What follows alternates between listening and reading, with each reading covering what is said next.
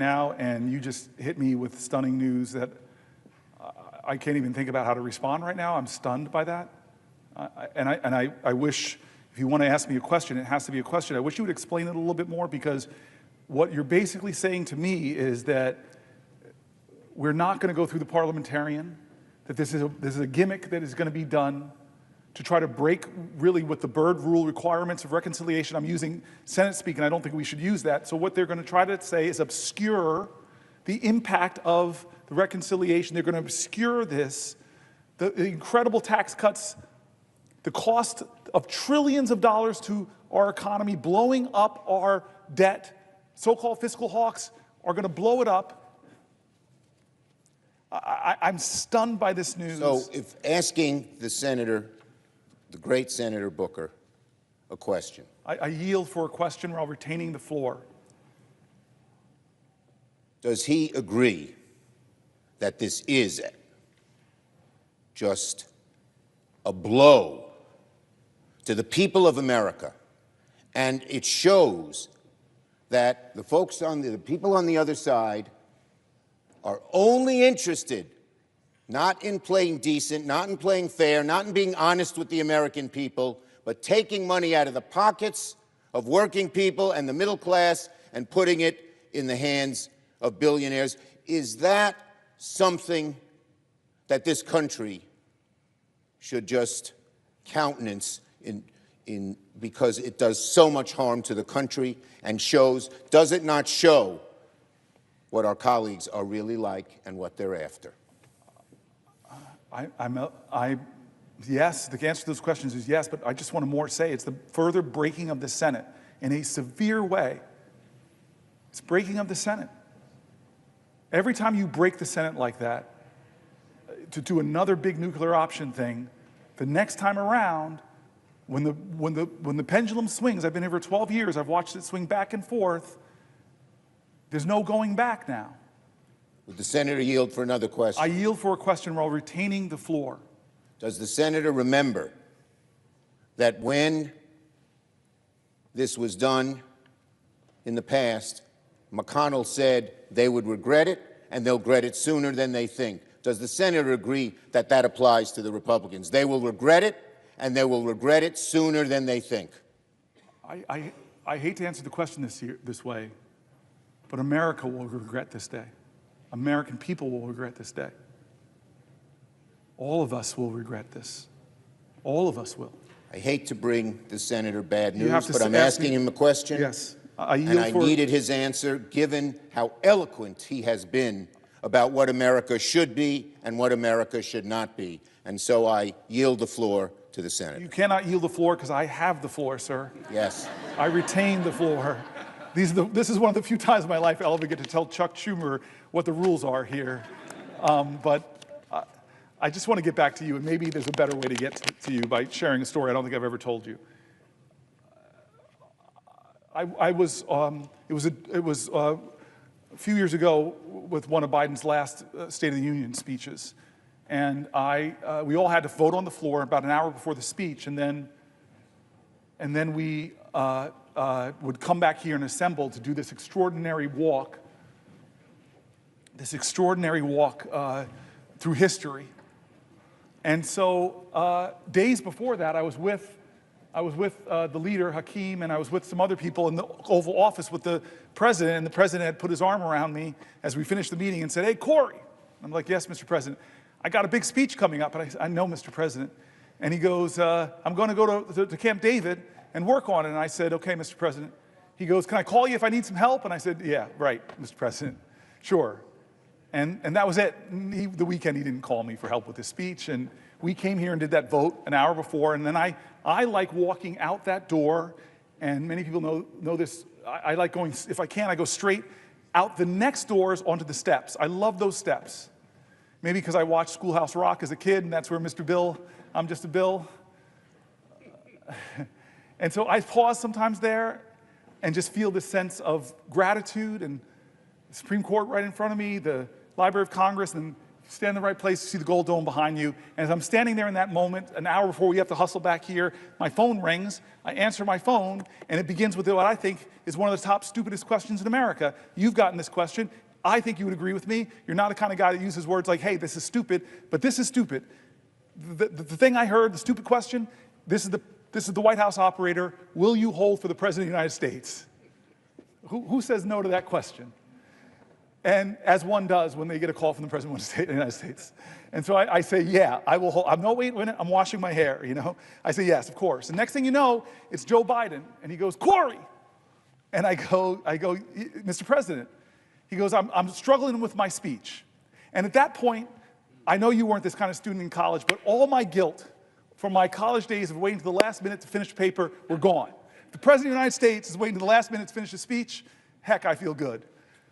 And so he goes, Cory, can I read you a section of the speech? And he read me a section of the speech where I have a lot of policy depth, and I couldn't believe it. The President of the United States, hour before speech, rehearsing a part of the speech, and then he asks me that immortal question, you're a married man, you have to give me good advice on how to answer this question when your spouse looks at you and says, how do I look?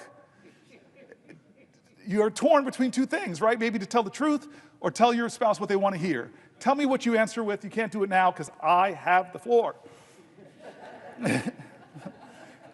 And so I take a moment. Am I going to tell the president what I really think of the section, or am I going to just say, yes, Mr. Leader?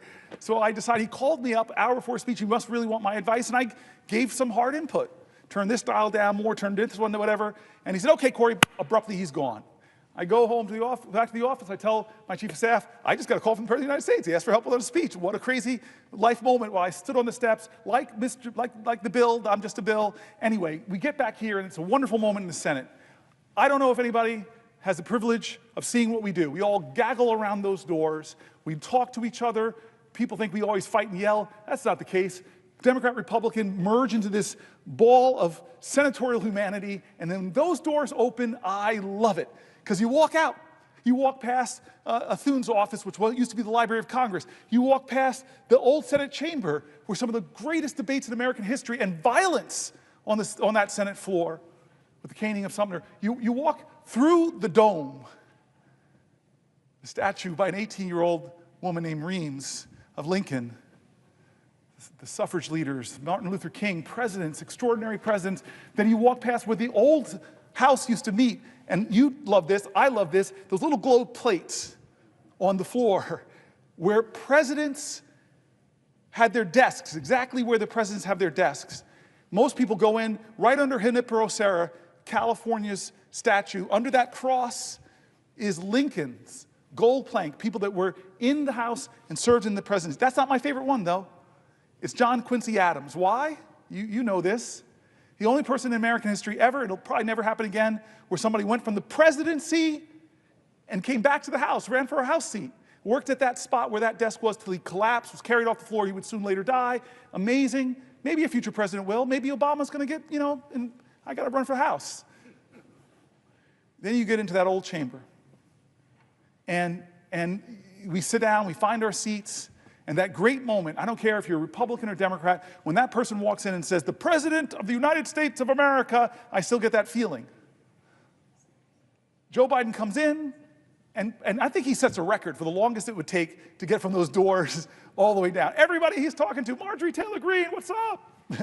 He's just touching everybody. He gets up there, he gives a speech. Now, you know that this is an aerobic event. You stand up, you sit down, you stand up, you sit down. You got to get your squats in when you're doing it. Get the exercise for a little while. Well, this part of the speech he called me on is, and I'm sitting down, and I hear my input in the speech. I don't know if you all noticed it, my colleagues, but I was the first person to stand up for that section. And I was looking at shots. Get up, man. This is the best speech ever given. It was amazing. I go home. I'm kind of buzzing about the whole experience. And then I'm lying in bed, and I unfortunately have my phone on my nightstand. It goes off, and I see a number I don't recognize. I open it up, and it says, Senator Booker, this is John Meacham, the great historian. Thank you for helping the President of the United States with his speech. You made more of a difference than you'll ever know. And my first thought was, how do I print this out? How do you print out a text? So he gave me his cell phone number, and now I'm going to troll him. I'm going to keep calling him until this historian comes to my office, and finally he relents. And he comes. And now he steps into your domain, my brilliant friend of history. I express worry, fear, concern, demagoguery in our land, rising of tribalism. I dump on him. I'm normally a prisoner of hope. I'm normally a purveyor of finding your joy, even in the toughest of times. And he listens for a while, and then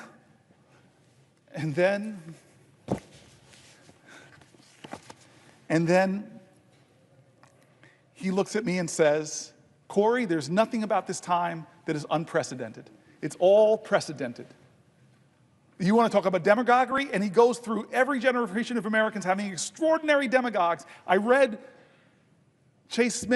Margaret Chase Smith's incredible speech on this floor against the demagogue and the demagoguery within our own party. He talks about the #1 radio show in all of America. The majority of Americans listen to his anti-Semitic screeds. Father Coughlin. He went through them all. And he said, you want to think worry? He said that there was an American general in the Depression. He said his name, I'm forgetting it now, I'm not at my best, and said that this guy was calling for a military takeover of our democracy. You want to talk about authoritarianism? He talked about a senator here on the left, Huey Long, who was calling for the people to storm the Capitol. He went through this all, and he said, every single time, Nazis in Manhattan, at Madison Square Garden. I couldn't believe it. It was unbelievable. I wish people were there listening to this guy as he went through all these times when America was at a crossroads, when we came upon a moral moment. And he said, what happened, how we chose the right path, when people were trashing this document or treading on it or undermining it, when demagogues rose to the highest points of popularity in our land, how did we stop it? Well, he looked at me with some sympathy and said, not you guys, not a senator. It was that the better majority of American people said enough. They chose to define the soul of our country. He gave that phraseology to our president. And he said the soul of America is not the people in office, it is the everyday citizens who choose the better angels of their nature, who choose right over wrong, who recognize a moral moment and know that they have to stand up and bend the arc of the moral universe, or more importantly, steer the ship of our state out of the troubled waters into the clear, open sea. I rose here, and I've gotten into lots of questions with my colleagues, but I rose hoping to read more and more of the stories as many Americans as I could. And during the night, my friend Chris Murphy and I read a lot of them. You know me well, my friend. You know the truth of all of us in this place. You know the truth of everybody. We're all mountain ranges. We all have peaks and we all have valleys. You, my friend, have seen my valleys, me at my worst. I've failed as a leader at times, or at least come up short from my own personal expectations. You've seen me at some of my better moments. I know we have obligations. I know people are right to be upset or demanding of us right now. Please help us. What are you doing in the face of people that might make it so that we might not have elections, or might make it so that we do break things in this government that can never be fixed? As one of the speakers that came into our caucus, the people that wrote the book, How Democracies Die. Great nations, great civilizations, forget democracies, don't necessarily die from external threats. They die from internal corruption. Look, think of the Roman Empire. Think of the Soviet Empire, crumbled from its own corruption, failure to live up to its promises and ideals. We are at this moment. I am here to tell you, America, to tell my friends and colleagues, and anybody who cares to listen to a senator from New Jersey, that we are at that moment. We're past that moment. Every day things are happening. The 72 days of this administration, God, if there's not enough to upset you, to ignite you, to realize that maybe you and your family are not getting hurt, but other Americans are, our veterans are, our seniors are. We've told their stories here over these last 21 hours, 22 hours. We've told their stories. People are getting hurt. People are afraid. People are worried. And people I don't even agree with are getting disappeared. Law firms that I've known for my entire career, are being forced to kowtow to this president.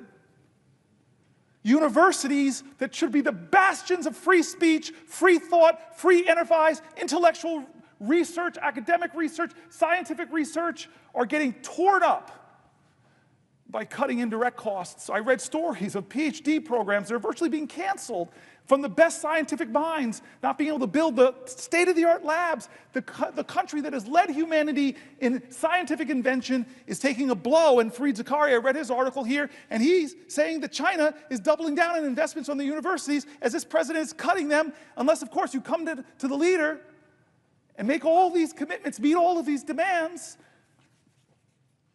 There should be enough already. It should be enough already.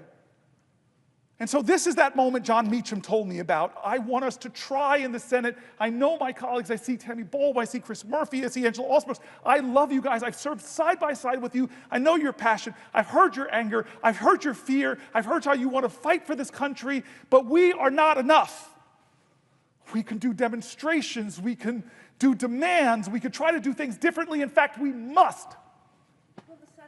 I will definitely yield to Tammy Baldwin, my friend and my colleague. To another question. Thank you very much. I don't have that much gas in the tank, but hold on, let me say it right. I yield for a question while retaining the floor. So noted. Thank you. Senator, since you have taken the floor, which I suppose is nearly a full day now, there have been new breaking news of mass firings. Perhaps others have come to the floor to talk about it, but you were just talking about how great democracies are shredded, sometimes from within. Look, one of the pieces of breaking news today was the mass firing of our nation's public health agency within it. Today it was reported that the Health and Human Services Department began firing up to 10,000 more people. It's more than the previous firings, including researchers, scientists, support staff, and senior leaders. These are people who are doing work to keep our children safe from preventable illnesses, and researchers who are searching for cures and treatments for diseases that plague our families, like cancer and diabetes and Alzheimer's. And look, we can all agree that government could be and should be more efficient. But here is where I disagree with the unelected Elon Musk and people like our president. People stopping the spread of measles. Yes. Researchers finding cures for Alzheimer's disease are not waste, fraud, or abuse. The slash and burn that is being led by Elon Musk's Doge will make Americans less healthy, less safe. And Elon Musk's Doge and Donald Trump are callously ripping away treatments, cures from millions of Americans suffering from Alzheimer's disease, cancer, ALS, and other devastating diseases. Behind these cures are, of course, workers. And they are some of our nation's brightest and best and most devoted. They keep our nation healthy and our economies running. But this administration is not respecting their work, their mission. And I have to point out the why. What is the why to all of their actions? Today announced that they're starting that slashing of 10,000 workers within the Department of Health and Human Services. By the way, with more in store. because last week they announced an reorganization that would result in 20,000 people losing their jobs. But what is the why? Ripping the rug out from under cancer and Alzheimer's disease and ALS patients is all in service of finding the money that Elon Musk and Donald Trump need to cut taxes for themselves and billionaires like them. And yes, big corporate tax breaks. They are cutting cancer cures for corporate tax breaks. Senator Booker, these cuts to health and human services are going to crush families in Wisconsin, whether it be people not having hope for a cure for a disease, or to the workers who are doing this groundbreaking research all across the United States who are going to be fired. In New Jersey, what will these firings mean for the people who you represent? I'm so grateful for the question, because that's what we said we were here about. We're here to try to elevate the voices of people affected by what they're doing to our government. And frankly, I say cut the Department of Education completely, or the Consumer Finance Protection Bureau. They're getting rid of agencies that were created by Congress, and many people are right to believe that can't be eliminated without congressional action. And we were talking before with people here that the biggest plurality of people being laid off from all of these departments are our veterans. And again, I'm going to be back in New Jersey this weekend. I'm going to try to be at a rally, a town hall. I know everywhere I go in my state, I'm going to hear from people who are rightfully angry, who are rightfully afraid, who are affected by this, who are fearful of what's to come. These are such important human emotions. But the question then is going to be for all of us, and I know people will be questioning me, what are we going to do? What can I do? What are you going to do, Senator? And so I don't have a brilliant response. I don't have some prescient idea that we are going to be able to change the course of this, but I know we're going to fight. And I want to be honest with you. I wasn't sure we could stop Donald Trump when he tried to take down the ACA. I just wasn't sure. I really wasn't. I did not know how that would end. People gasped. Do you remember that in this room? I remember that. People gasped. We did not know. It was really, this room usually has very predictable actions. That's why I'm still standing here, because I didn't want the predictable. I didn't want business as usual to happen. It's rare that we have unpredictability on this floor. It's usually finely orchestrated. You and I both know this, but that day, no one expected that, or at least wasn't sure. It was drama. It was a moment, and we won. And I want to tell you this, I said this earlier, when I say we won, I don't think there's one senator here and the 99 others that convinced John McCain of his vote. I know who did, though, Arizonans who stood up, who spoke up, and demanded more from their leadership, not to hurt people, not to hurt folks who needed that health care, not to hurt folks with pre-existing conditions, not to hurt children. So I am one of these people who wants to learn from our history. I want to stand here today and tell you I'm going to do everything I can. I'm willing to go to some lengths. But I am inadequate. You are inadequate. We're senators with all of this power, but in this democracy, the power of the people is greater than the people in power. This is a moral moment that more Americans need to stand up and say enough is enough. I'm sorry. The civil rights movement wasn't won because of just a few black folks who stood up and were really articulate. No, they called to the conscience of this country, and the country responded. And it was a rainbow coalition that said, this ain't who we are in America.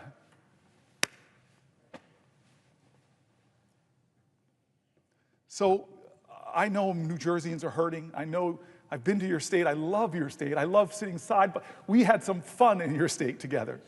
We've saw young artists, business people. You are this person that says this word over and over again, more than any Republican or Democrat, buy American, and created so many jobs in your state. We were in some packed restaurant. People packed, not to see me as a special guest, but to listen to your story. You are a trailblazer too in this Senate. You are doing things that our founders did not expect, and you know that. And you want to stand up. I heard you in our caucus. I heard you in the Schumer's leadership meeting standing up for people that are most marginalized, most looked down on, most talked about. I hear you, Tammy. Will the senator respond to another question? I won't respond to a question. I'm going to read this for the 75th time. I will yield for a question while retaining the floor. Thank you, Senator Booker. You just talked about your visit to Wisconsin. You've had many, but there was one that you're talking about that I remember really well and really fondly. I had the privilege of hosting you and showing you what our state had to offer. Yes. Something that I likely bragged about then, like I often do, is that the Badger State is known for making things. While I know you don't indulge in all of the things that we do make, because of course we have our iconic products like Yes. beer and brats and cheese, but we also build motorcycles and big industrial ships and engines that power our Navy and so much more. People who give a ship. That's right. Make one too. Yes. Build them. And of course, behind it all is our workers, as you were just talking about.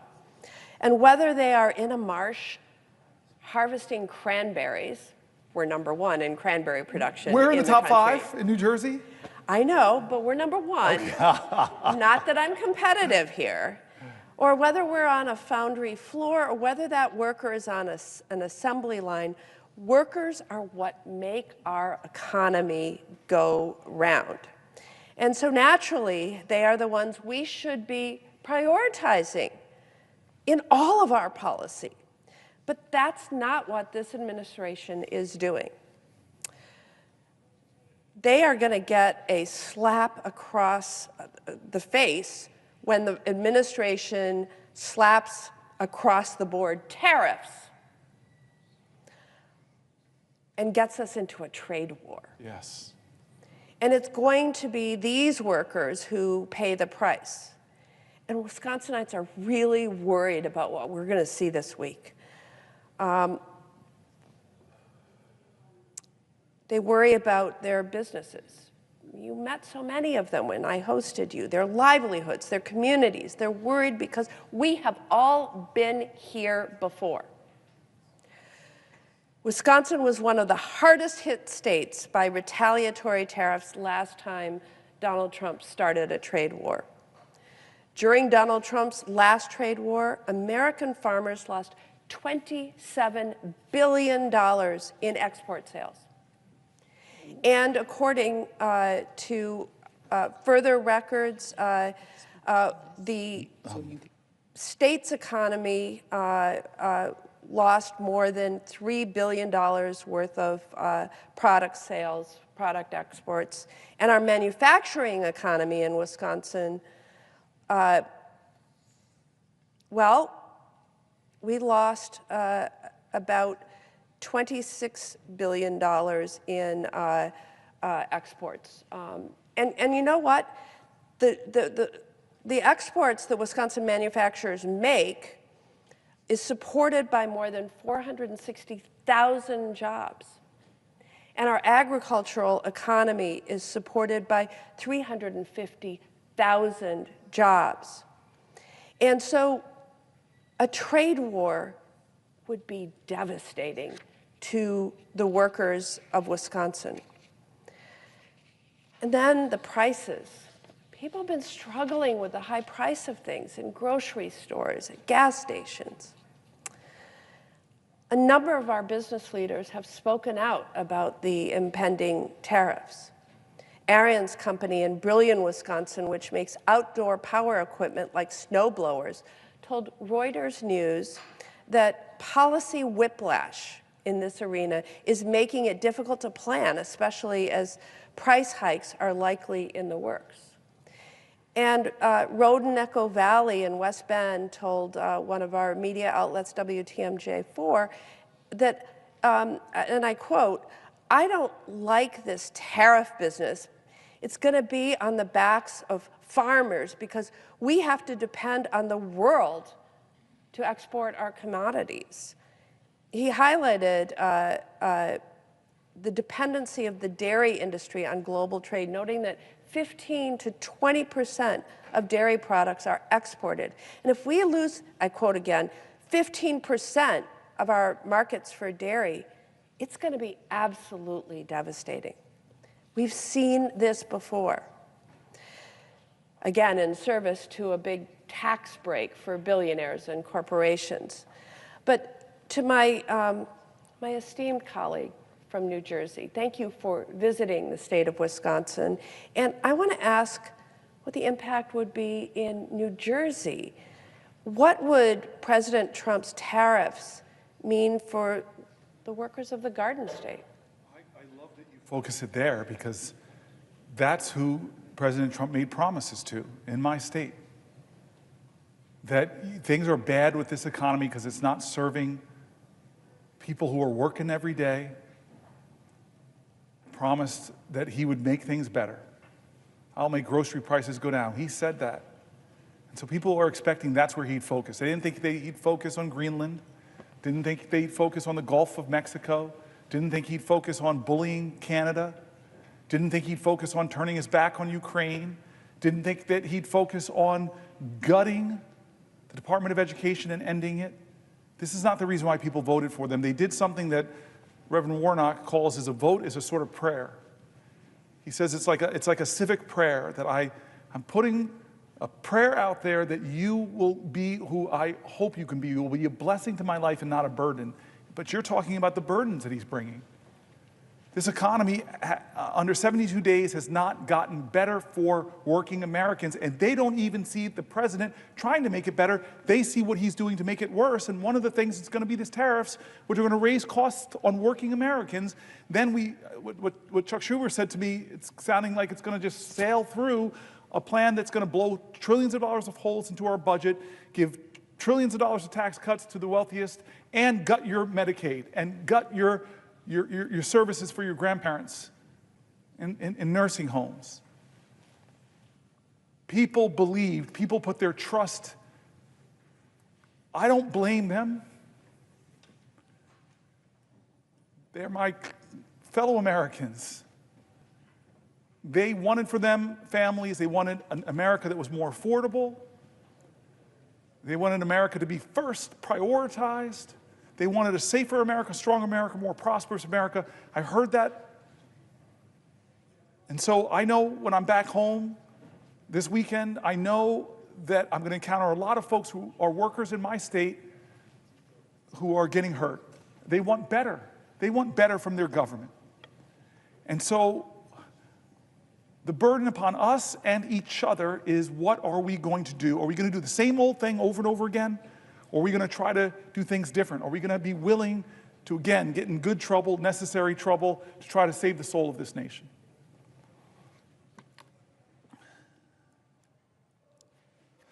I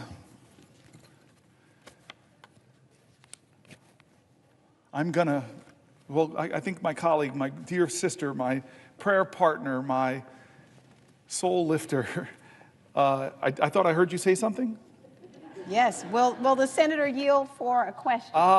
Yes. I yield for a question while retaining the floor.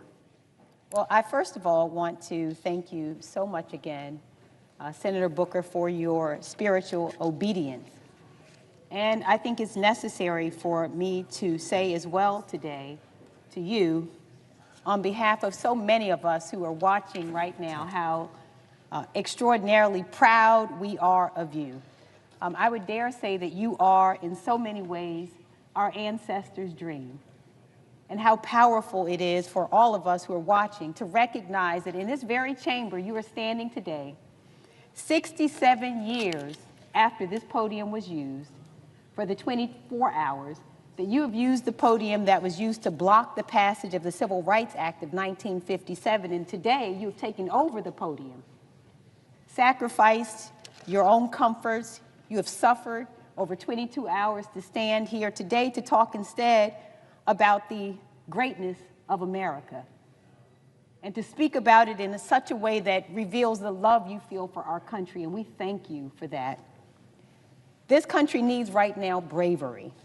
It needs leaders who are unafraid to stand up and speak truth to power, to not hold back when calling out these callous and inhumane acts that are perpetrated by this president against the American people.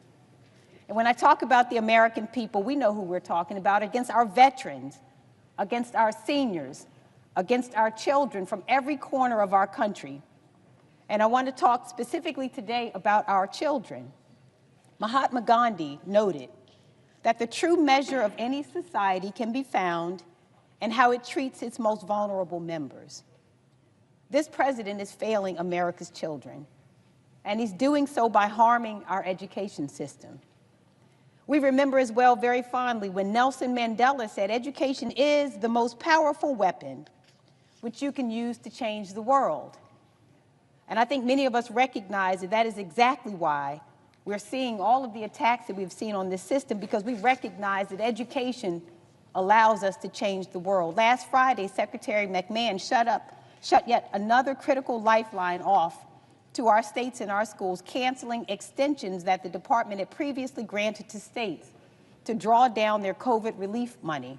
States like Maryland originally got extensions to finish spending the remainder of these critical dollars on long-term projects, like teacher recruitment, tutoring, and other services for students.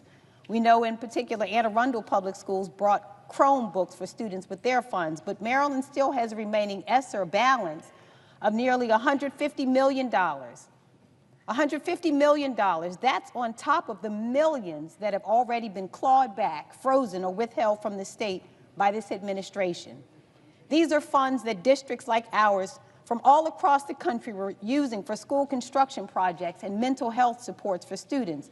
This administration is refusing to acknowledge the lasting effects of the pandemic on our nation's students, cruelly stripping educational opportunities from our students and leaving our states and our districts on the hook.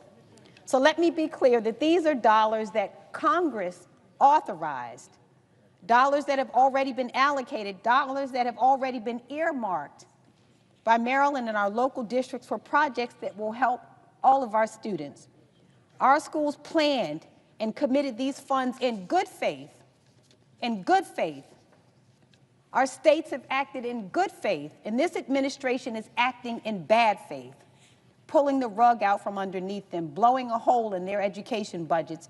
Our governor had this to say, and I quote, "The clawback of these previously committed funds would place an undue burden on our school systems and undermine our collective efforts to strengthen education across the state." And this is only the latest attack on public education by this administration, the latest attack on our schools and our students, the latest attack on our teachers. And we saw this administration attack HBCUs by freezing funds for the 1890 School Scholars Program, which provides tuition for students at our land-grant institutions. We saw this administration and Secretary McMahon slash teacher training grants, which help prepare our educators to serve our communities. We saw this administration proposing to move the student loan program to the Small Business Administration, threatening students' access to aid and the promise of higher education. We saw this secretary and this administration lay off half of the staff at the Department of Education several weeks ago, firing over 1,300 staffers.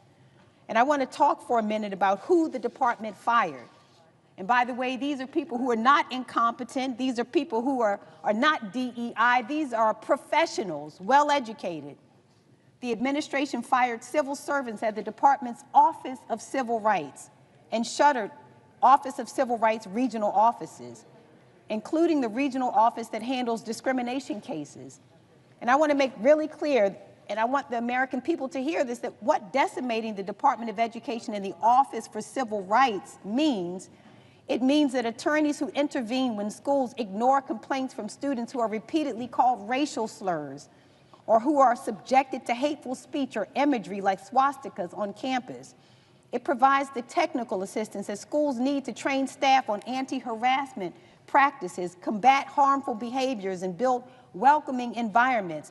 And it holds K-12 schools and colleges that fail to keep students safe accountable. It ensures that families have recourse if their child with a disability is not being served appropriately by their district, that if a child is not getting the speech therapy or other services outlined in their individualized education program, that they will have an advocate to help them. And at the time that this administration took over, there were over 270 open Office for Civil Rights cases impacting 1.3 million students in my state alone. Without enough OCR staff to do the job, investigators' caseloads will grow to an untenable level. So we spoke to some of the lawyers that work in the division that serves Maryland schools, and all of these patriotic civil servants, all they want to do is to do their jobs. They want to combat discrimination in our schools. They want to ensure that every child has the opportunity to learn in a safe environment, and these civil servants don't know that that mission is possible, as they and so many of their colleagues are ruthlessly fired by this administration. These cuts are catastrophic. I dare say that they, like so many other decisions by this administration, are wicked. And so, Senator Booker, here is my question. What are you hearing from families in the state of New Jersey as this administration dismantles the Department of Education and slashes opportunities for students and families? I'm so grateful for the question from my friend, and that's the centering that we've been trying to do, which is, what are families in New Jersey and around America thinking? As you said, the Department of Education, and we read that earlier today, it doesn't dictate or educational policy to states, but it does do a lot to do funding for special needs kids in the states. And so I'm already hearing from parents of kids with special needs and what the impact it will have if those resources are cut. Everything from the programs that help children young people afford college, to programs that I've worked with people that help schools afford advanced scientific equipment so the bright minds, the geniuses of our state and the country can have the equipment they need. This administration is cutting things that are hurting families, and we are hearing from them. We're hearing from veterans, we're hearing from the elderly, we're hearing from people that are taking care of the elderly, we're hearing from people who run our hospitals, we're hearing from people that run our universities and who talk about the science funding and the cutting of PhDs. We're hearing from people who rely on Medicare and Medicaid, who rely on Social Security. We're hearing from people that are appalled that their nation bullies smaller nations like Canada or Greenland. We're hearing from people that are shocked at what they're doing to the most vulnerable people who come to our nation, who have American children, who have American spouse, or being disappeared off of our streets, that have no criminal record.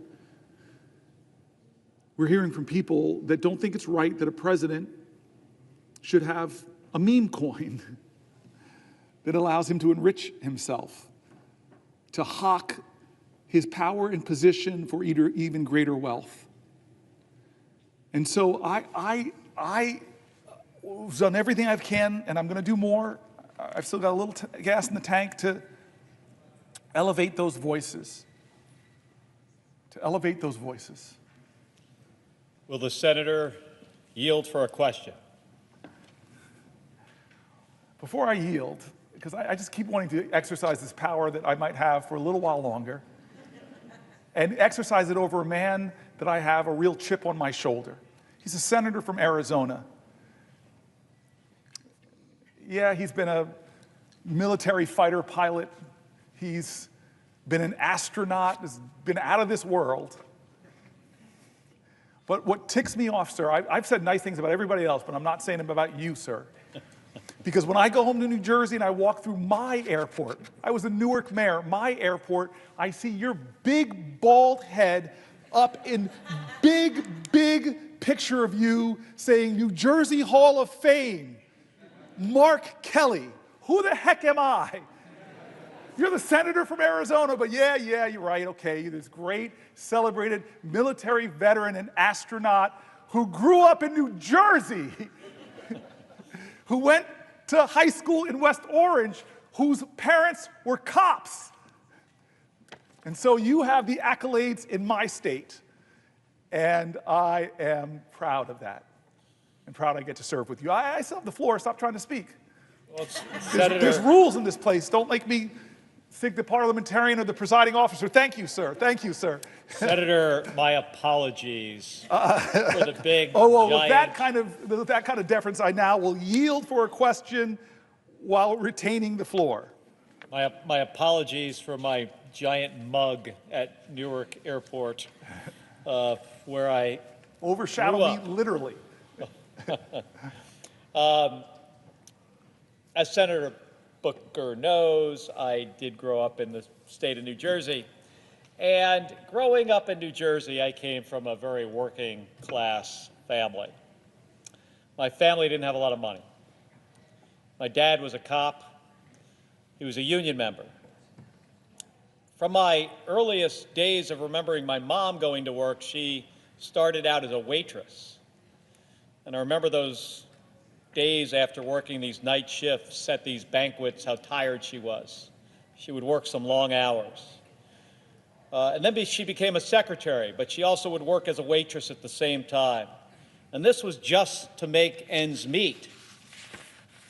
Eventually, my mother decided that she wanted to become a police officer like my dad. But this was New Jersey in the 1970s.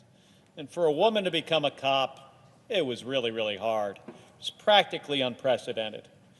And my mom had to take a written test and then a physical fitness test.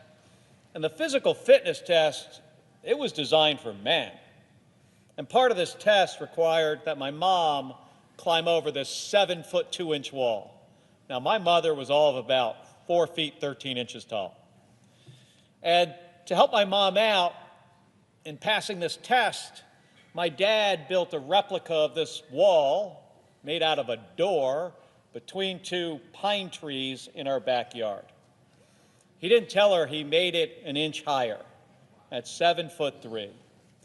And I'd watch my mom go out there after dinner every night and try to get over this thing. And initially, she couldn't reach the top. And when she finally could, she would usually just fall off into the dirt. But my mom, she wasn't one to give up. And eventually, she was able to get over this thing. But it took her a long time. But she practiced for months. And when she finally took this test, instead of getting over in the required 9 seconds, she got over in 4.5, much faster than almost all the men. And my mom became one of the first female police officers in northern New Jersey. And she kept that job for a long time until eventually she was injured. And by the way, it was the union that protected her rights after being injured on the job. But I remember how this job changed our lives economically. Both of my parents having good paying union jobs. It meant more money coming in the door, more money for our family, more money to play sports. It was part of what allowed my brother and me to chase our American dream, to serve in the United States Navy and eventually both of us as astronauts at NASA. And we were able to do that because our parents worked hard and they sacrificed for us. And because of the support we had, including some really good public schools. That's harder today for a lot of families, including the school part, by the way. I hear from so many folks in Arizona who feel like they're working harder and harder, and they just are not getting ahead. The cost of groceries and gas and housing, especially housing, makes these folks feel like they're just running in place. It shouldn't be that way. And Elon Musk and Donald Trump, they are making it worse. Trump's tariffs are going to jack up prices on nearly everything that families rely on: groceries, rent, cars, housing. They're even trying to do away with the Department of Education. Now, how is that going to help kids get a good education? And if they're successful, their plan to gut Medicaid in order to pay for a giant tax cut for rich people, it's going to be even tougher for hardworking Americans, hardworking New Jerseyans and Arizonans to get ahead and achieve their American dream. So as a fellow kid from New Jersey, man, I never expected that tax cuts for rich people would potentially kill the American dream of kids all over this country. But it could. And as a kid, you, Senator Booker, growing up in New Jersey, I'm interested to hear what was your American dream and why would these giant tax cuts make that kind of dream harder? I appreciate the New Jersey Hall of Fame member, the only one in the United States Senate, and I appreciate his question. I appreciate the service of his parents out there every day putting their heart and soul in serving the community in a dangerous job where you often see people at their worst. I said this earlier, James Baldwin said, children are never good at listening to their elders, but they never fail to imitate them. You are living up to the example your parents set in so many ways. And then you go and pull something off that really makes me jealous is you're one of the guys in the Senate that probably most married up. We're both Jersey boys. We both grew up there in grade schools and high schools. We both know those teachers that did so much for us. They coached sports. They taught us. I'm going back for a funeral for a great man in New Jersey named Ed Kohler this weekend, who was one of the greater influences in my life in high school. And you know how much people invested themselves. I remember learning Little League from a guy that would come back from working at a gas station, a parent of another kid. I still remember his big, thick hands teaching us how to hold the bat. And this guy's working a job at a gas station and rushes home to teach his kid Little League, but treated me, only black kid, like one of his own kids. Special communities, special heritage, a special culture that we share, this Jersey culture. We got the chip on our shoulders, we're tough, we're strong, we're proud. And a lot of New Jersey's watching. Thousands of letters and emails and phone calls from all over New Jersey. Andy, Kim, and I are hearing from so many people. And they're afraid, they're angry, they're worried.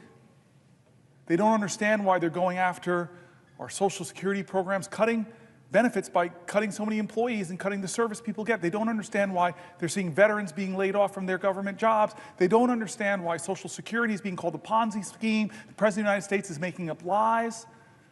They don't understand why veterans and Medicaid and Medicare, there's so many things that are making people worried, and I'm hearing their letters, and they're praying that we stop some of these things, like $880 billion worth of it. And the question is, why? Why are we doing this? We're doing this, and they're saying it, is to extend or make permanent the Trump tax cuts. The overwhelming disproportionate benefit went to the wealthiest amongst us and the wealthy corporations. So Trump's economy in the first 72 days is pretty bad because of his reckless, chaotic behavior. Prices are up, inflation is up, the stock market had its worst quarter in 2-3 years. Consumer confidence is down, and now we're going to see tariffs tomorrow, which are going to further drive up prices, create more chaos. Trump squandered the progress we were making on the economy. He tanked the market, he jacked up prices. Is it any surprise that Americans are feeling more pessimistic, as I said, with consumer confidence going down? And what's his first major legislative push? This is what we're talking about, my colleague, my friend, my fellow New Jerseyans. His first big legislative push in this body is not to help families. No plan to lower costs. That's what he said he would do. Is his first legislation coming here about lowering costs? No. Is it any relief for seniors? Is it some big idea like we did to lower prescription drug costs? No, that's not what he's doing. Is his first priority helping our veterans? No. What is his first priority? As I said, it's extending the 2017 Trump tax cuts, a multi-trillion-dollar giveaway that slashed corporate taxes and overwhelmingly benefited the wealthy and left the middle class with crumbs, relative crumbs. He and his allies promised that the benefits would trickle down to workers. That was what we heard. It would pay for itself, it was said. But in 2022, the Fed and the Joint Committee on Taxation confirmed the truth. 90% of workers, 90% of folk in our states saw no benefit. Now Trump and his GOP allies want to double down with even bigger tax cuts that would increase the deficit by over $4.5 trillion, the majority of which would go to the wealthiest people. Let me read what the Center on Budget and Policy Priorities and how they describe the plan. Here's a quote of their writings. Following a presidential campaign in which Donald Trump promised to improve the economic circumstances of working families, House Republicans are instead pushing to extend all expiring provisions of the costly 2017 tax law, which are heavily skewed to people with the highest incomes, and add new tax cuts on top of that. The Republican-controlled House passed a budget resolution on February 25th authorizing the $4.5 trillion in tax cuts through 2034 and called on committees to partially offset the cost with true $2 trillion in cuts. Are they cuts to the wealthiest? No. These cuts will inevitably hit programs such as Medicaid and SNAP, which help millions of families afford essential needs. Extending the inspiring tax cuts for individuals and large estates would double down on the flaws in the 2017 law by, one, giving benefits, the biggest benefits to the wealthy. Households with income in the top 5% who have incomes over $320,000 would receive roughly half of the benefits. So millionaires above that, billionaires, all together, they would receive roughly half of the benefits. Ballooning the deficit, along with the 2021 and 2023 tax cuts enacted under President Bush, the 2017 law, along with the 2001 and 2003 tax cuts enacted under President Bush, the 2017 law has severely eroded our nation's revenue base. The House budget would compound the damage, adding hundreds of billions of dollars to the deficit each and every year. Extending the 2017 tax cuts would cost $3.6 trillion through 2034. Failing to significantly boost economic growth, workers' earnings, and other benefits will not be seen. The trickle-down benefits that proponents claimed in the 2017 law that they said it would produce never materialized. And the law hasn't come close to paying for itself, as I heard on the Senate floor from my colleagues. They said, oh, this is going to pay for itself. Oh, this is going to pay for itself. Yet the House budget claims that extending the tax cuts would generate trillions in revenue, far more than any independent estimate. As of 2017, an alternative path is available. Congress should work towards creating a fairer federal tax system that raises more revenue from wealthy people and corporations and supports high-value investments that expand opportunity and promote more shared prosperity. During the 2017 debate, Trump administration officials and prominent proponents claimed the tax law would yield broadly shared benefits by boosting economic growth. President Trump's Council of Economic Advisors claimed the centerpiece corporate tax rate cut would very conservatively lead to a $4,000 boost in household income. What a lie. But the research to date has failed to find evidence that the gains from the corporate rate trickled down to most workers. Surprise, surprise, surprise. A study by economists from the Joint Committee on Taxation and the Federal Reserve Board found that workers below the 90th percentile of the firm's income scale, a group whose incomes were below roughly $114,000 in 2016, saw no change in earnings from the tax cut. Proponents claim that the tax cuts would pay for themselves hasn't panned out either. In fact, a study by economists from Harvard, Princeton, the University of Chicago, and the Treasury Department estimate that the law's total corporate tax cuts, the rate cut as well as full expensing for capital investments and international tax charges, reduced revenue by roughly 98 cents for every dollar of tax cuts. Reduced revenue in our country by roughly 98 cents for every dollar of tax cuts, even after accounting for increases in economic activity due to those cuts. Similarly, proponents argued the law's 20% deduction for pass-through businesses, partnerships, S-corps, and sole proprietorships would boost investment and create jobs. Then Treasury Secretary Steven Mnuchin, for example, argued that the deduction would be good for the economy and good for growth. But researchers have found no evidence that it provided any significant boost in economic activity and little evidence that it increased investment or broadly benefited workers, other than the owners themselves.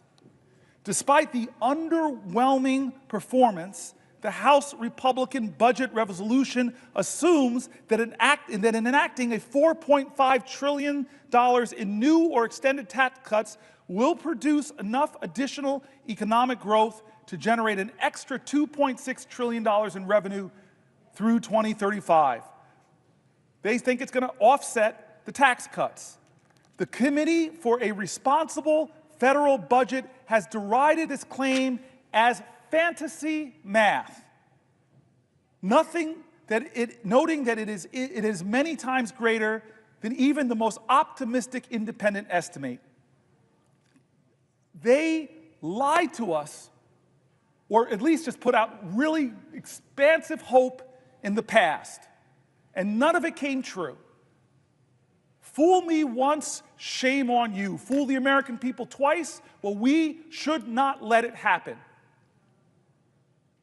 This idea in this country that if you make the wealthiest more wealthy by giving them more tax cuts and deny services to our veterans, deny health care to our seniors, cut Social Security benefits, cut scientific research,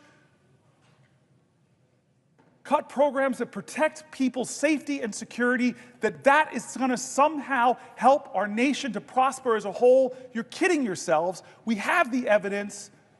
We have the analysis. And this is the crazy thing.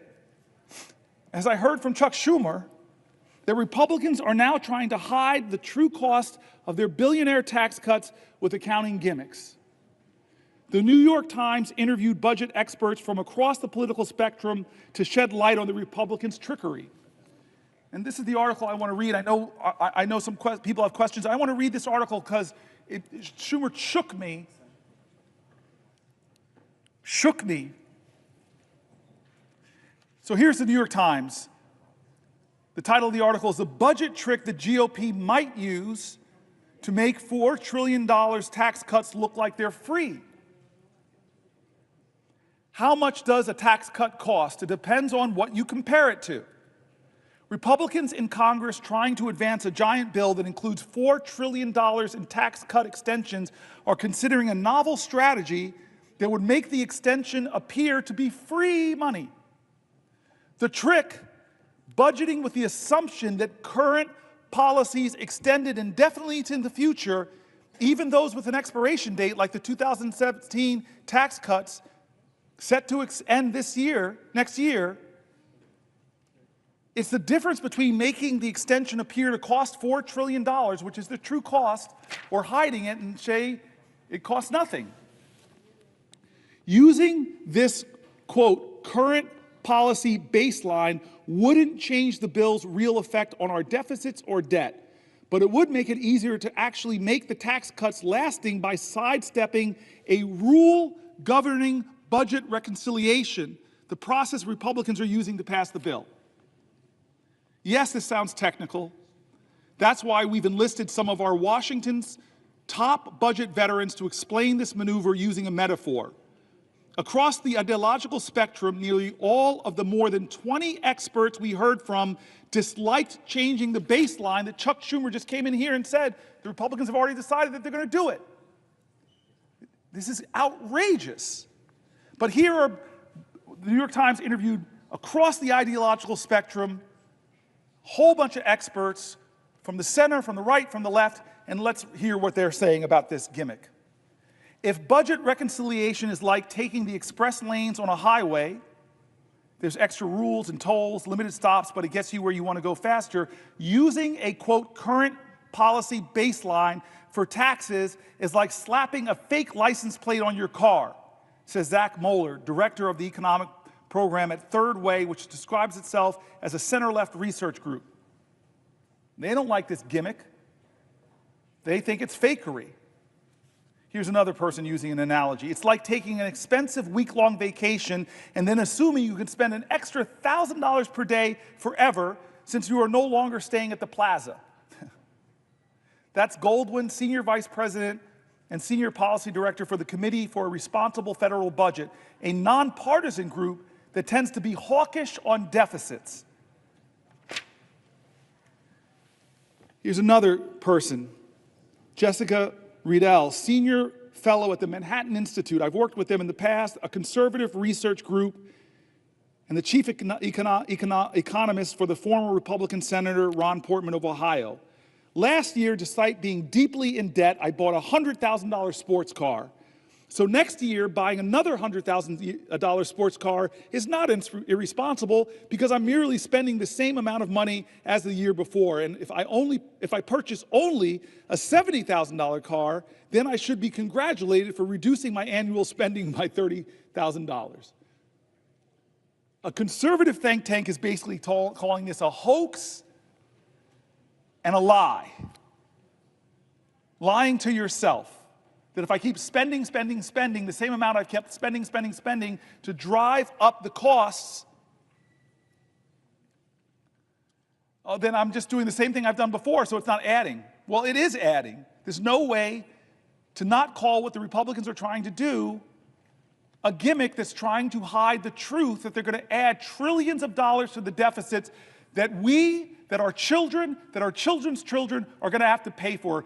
The debt payments alone to service the debt are going to be bigger than any of the programs we think we should be investing in, like science research or education or affordable child care or lowering prescription drug costs or expanding the child tax credit, things that we know if we invest in, we'll get some returns. But no, what they're investing in is bigger tax cuts for the wealthiest. Conservatives, independents, left-leaning folks all come to the same conclusion.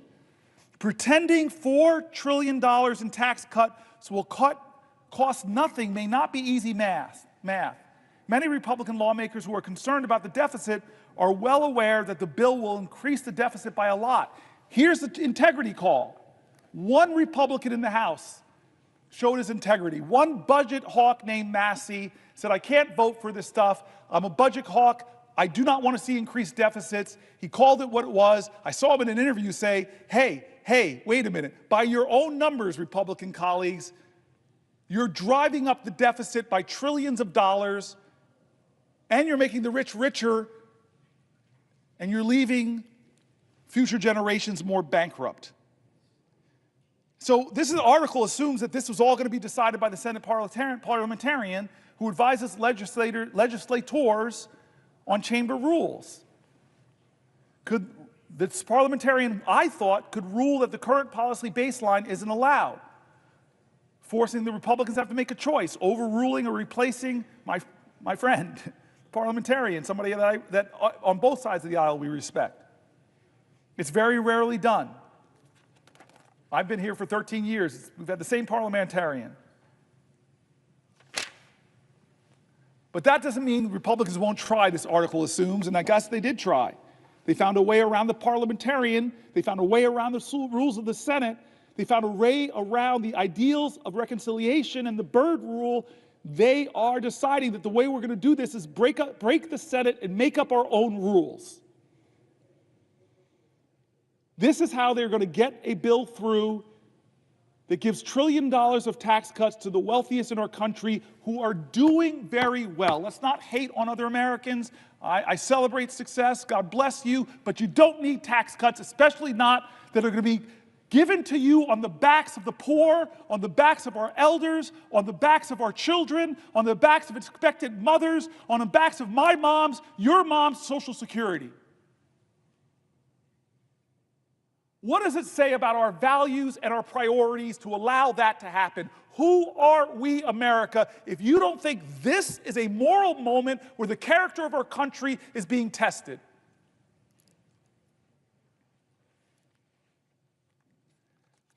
I tell you, the Senate has stopped crazy gimmicks like this before, but the persuasive power of Democratic senators probably won't be enough. We as a country, like these economists that are Republicans, that are Democrats, that are nonpartisan, who called out this budget gimmickry for what it is, when is it enough? When they came after journalists, when they came after colleges and universities, research and science, when they came after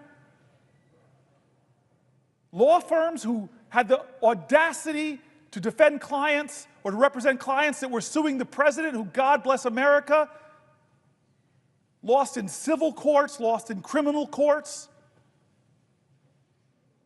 When do you cross your line?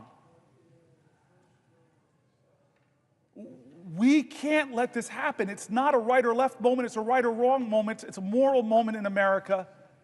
I've read Republican after Republican, from Republican governors to Republican mayor groups, from the Cato Institute to the Manhattan Institute to AEI, calling out this budget gimmickry for what it is, and the result will be the same: blowing up our federal deficit to stratospheric, almost unimaginable levels. This is wrong every way you look at it. And if your values are fiscal conservatism, then vote with your integrity and vote against that. If your values are a fiscal hawk and you hate deficits, well, vote against this bill because it violates you. Don't make up some fantasy that this is going to pay for itself. The 2017 tax cuts didn't.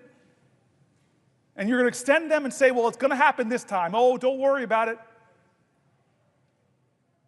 It's going to happen this time. No, it's not.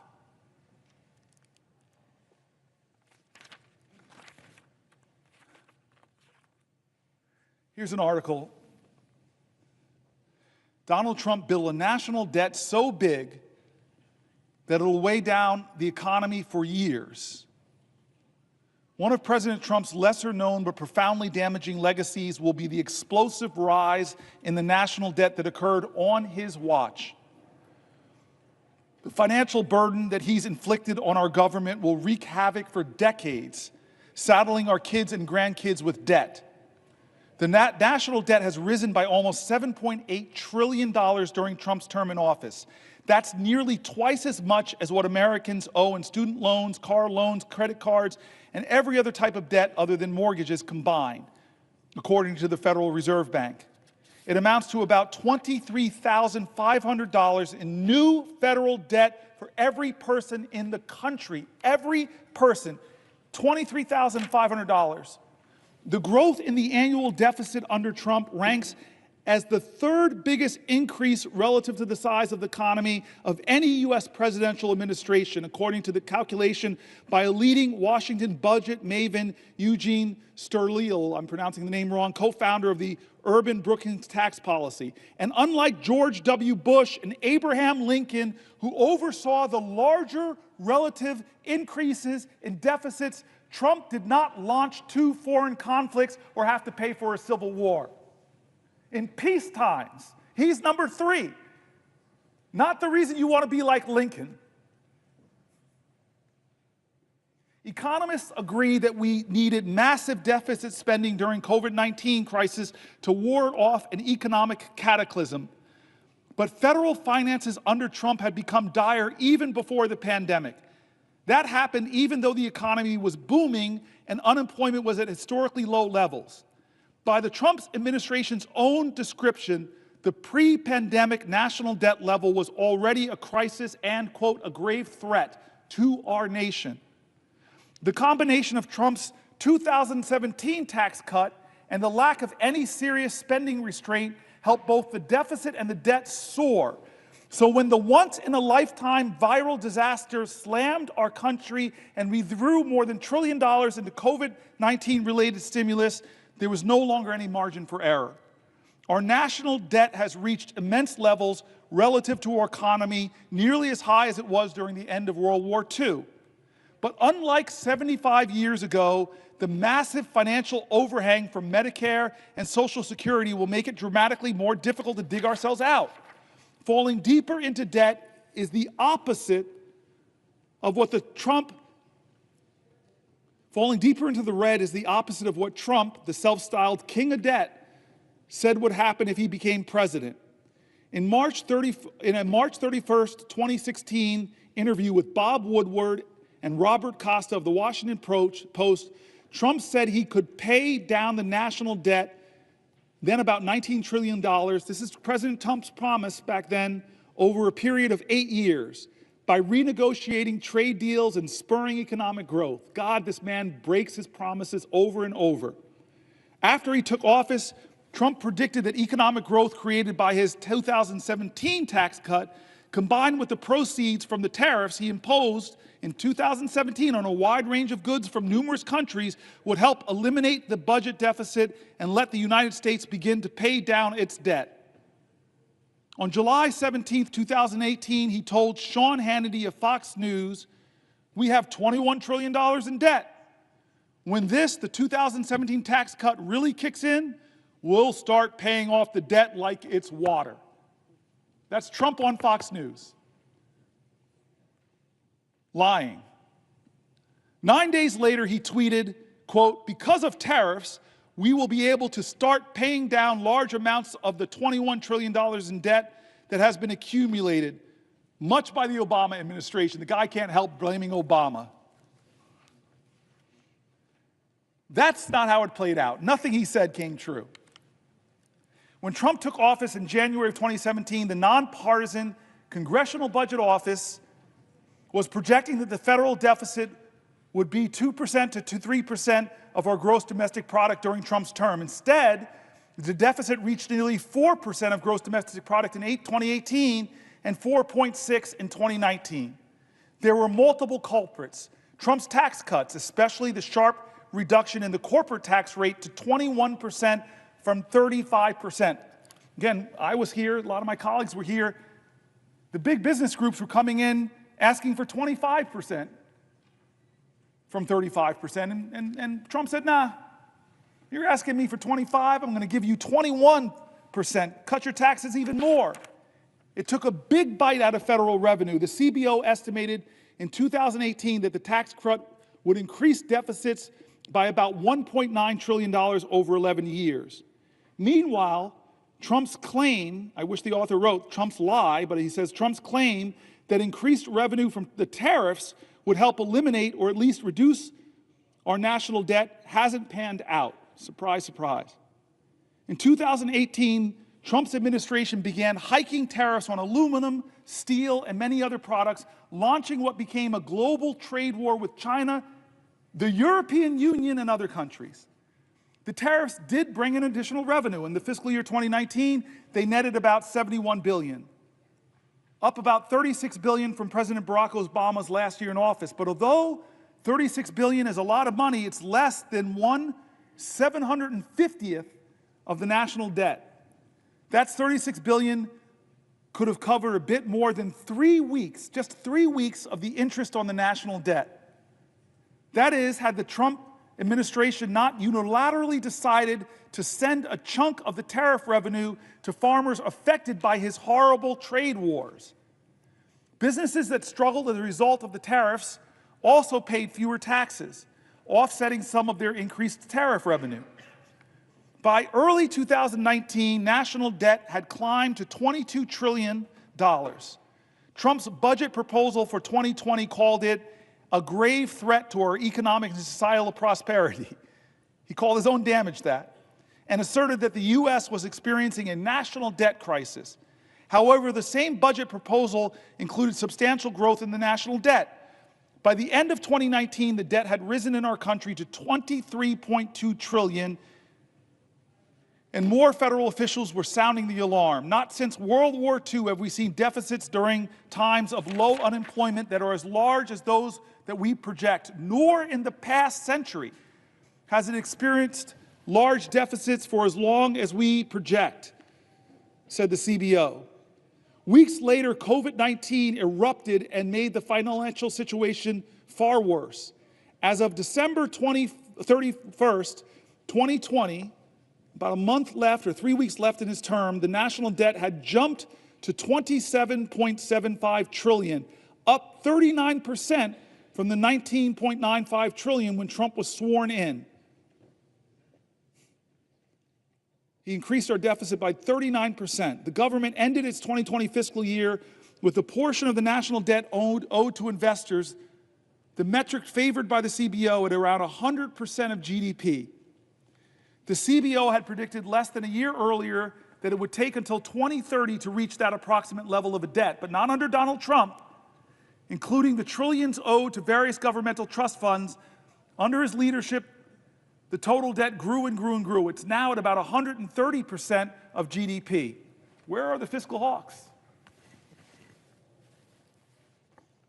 Normally, this is where you give Trump's versions of events, but we couldn't get anyone to give us Trump's side.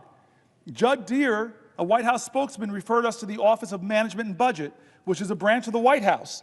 OMB didn't respond to our requests. The Treasury directed us to comments made by the OMB director, Russell Vought, in October, in which he predicted that as the pandemic eases, the economic growth rebounds. The fiscal picture will improve, he said.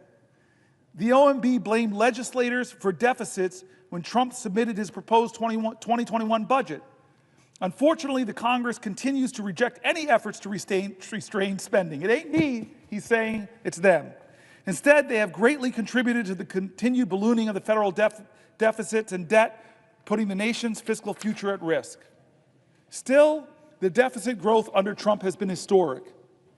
The Tax Policy Center has said that a comparison of every American president using a metric called the primary deficit, they are saying Trump had the third biggest primary deficit growth, 5.2% of GDP.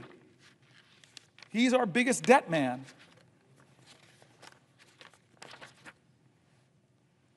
Deficits have ballooned under this president because of his tax scam, of his lies about his tax bill in 2017, none of which came true. It didn't pay for itself. It didn't close the deficits. It blew up our deficits. The benefits didn't go to working people. The benefits, as it says, over 90% would go to wealthier Americans and corporations. Even some Republicans have been calling out hypocrisy. One of our colleagues, Rand Paul, in 2018, I can't, in all honesty, Rand Paul says, in all good faith, just look the other way because my party is now complicit in these deficits. The other thing is there's a huge hypocrisy factor. Republicans lambasted President Obama to no end for trillion-dollar deficits, and now they have to put forward a multi-trillion-dollar deficit. Mick Mulvaney, Trump's former chief of staff, said in 2020, my party is very interested in deficits when there is a Democrat in the White House. The worst thing in the whole world is deficits when Barack Obama was president. Then Donald Trump became president, and we're a lot less interested in deficits as a party. We don't care at this point. And here's a guy I've mentioned numerous times, Thomas Massie, a Republican member of the House, said earlier this year about Republicans, we have no plan whatsoever to balance the budget other than growth. But what they're proposing is going to make deficits worse. This is what our president is trying to do with the complicity of a lot of people who call themselves deficit hawks, who call themselves fiscal conservatives. They're going to try to blow it through here, gaming the system, creating some kind of scam to obscure the real cost of this, when we all know, them on the Republican side, us on the Democratic side, we all know the truth about these tax increases and what they're going to do, how much they're going to cost. But we're going to play a game, it looks like, here, unless more Americans speak up. Republican and Democrat, people who know numbers, who know what we're doing to future generations in this country. This is wrong, and I say again, this is not right or left. It is right or wrong. This is a moral moment in America. What are we going to do? I'm so glad my friend, the senator from Hawaii, is here.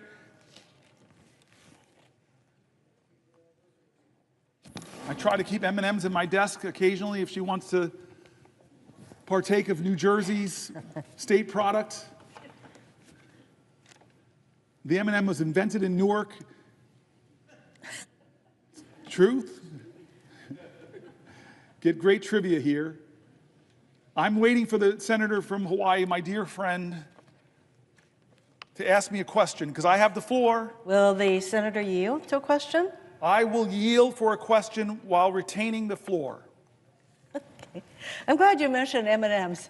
Both of us are lawyers, and I remember I got through the studying for the bar exam by eating mounds and mounds of M&Ms. So I thank you, the senator from New Jersey, for continuing to provide me with M&Ms. I want to thank you, Senator Booker, for standing here for hours on end to push back, to fight against this administration's lawlessness.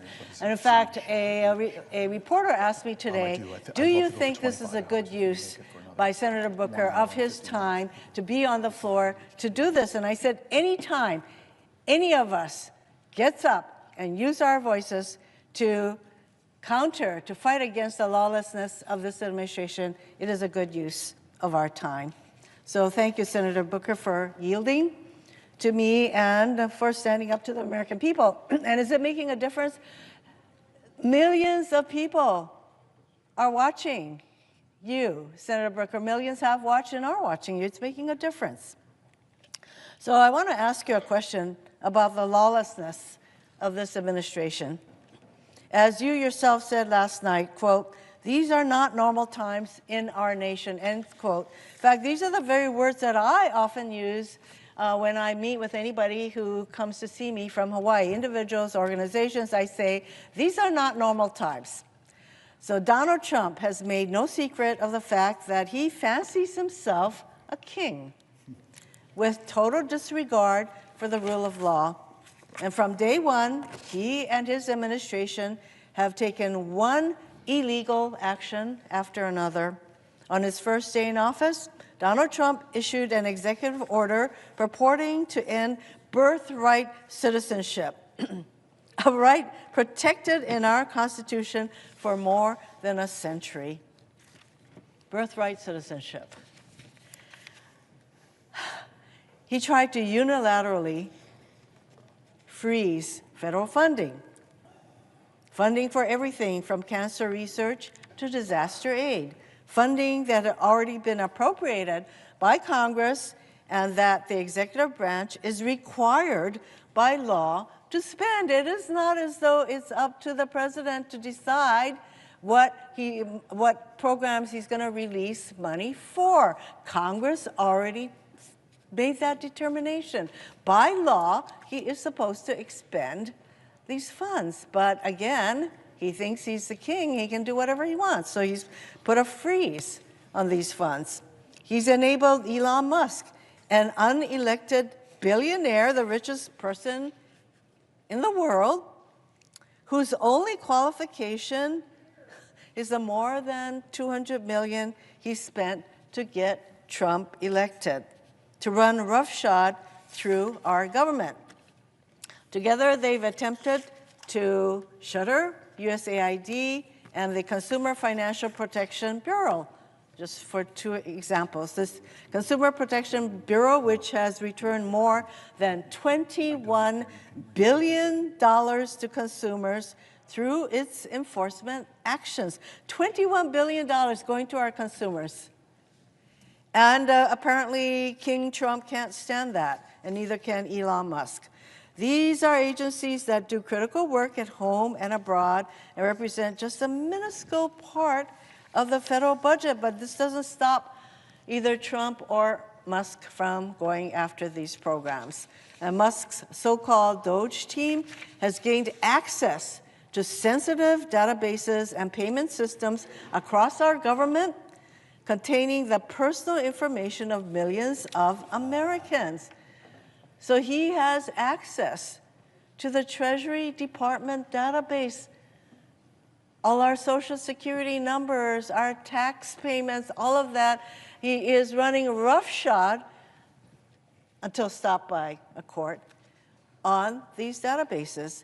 And they've done all this without any transparency or accountability whatsoever, meaning we still don't know the full extent of where DOGE has been or what they've done.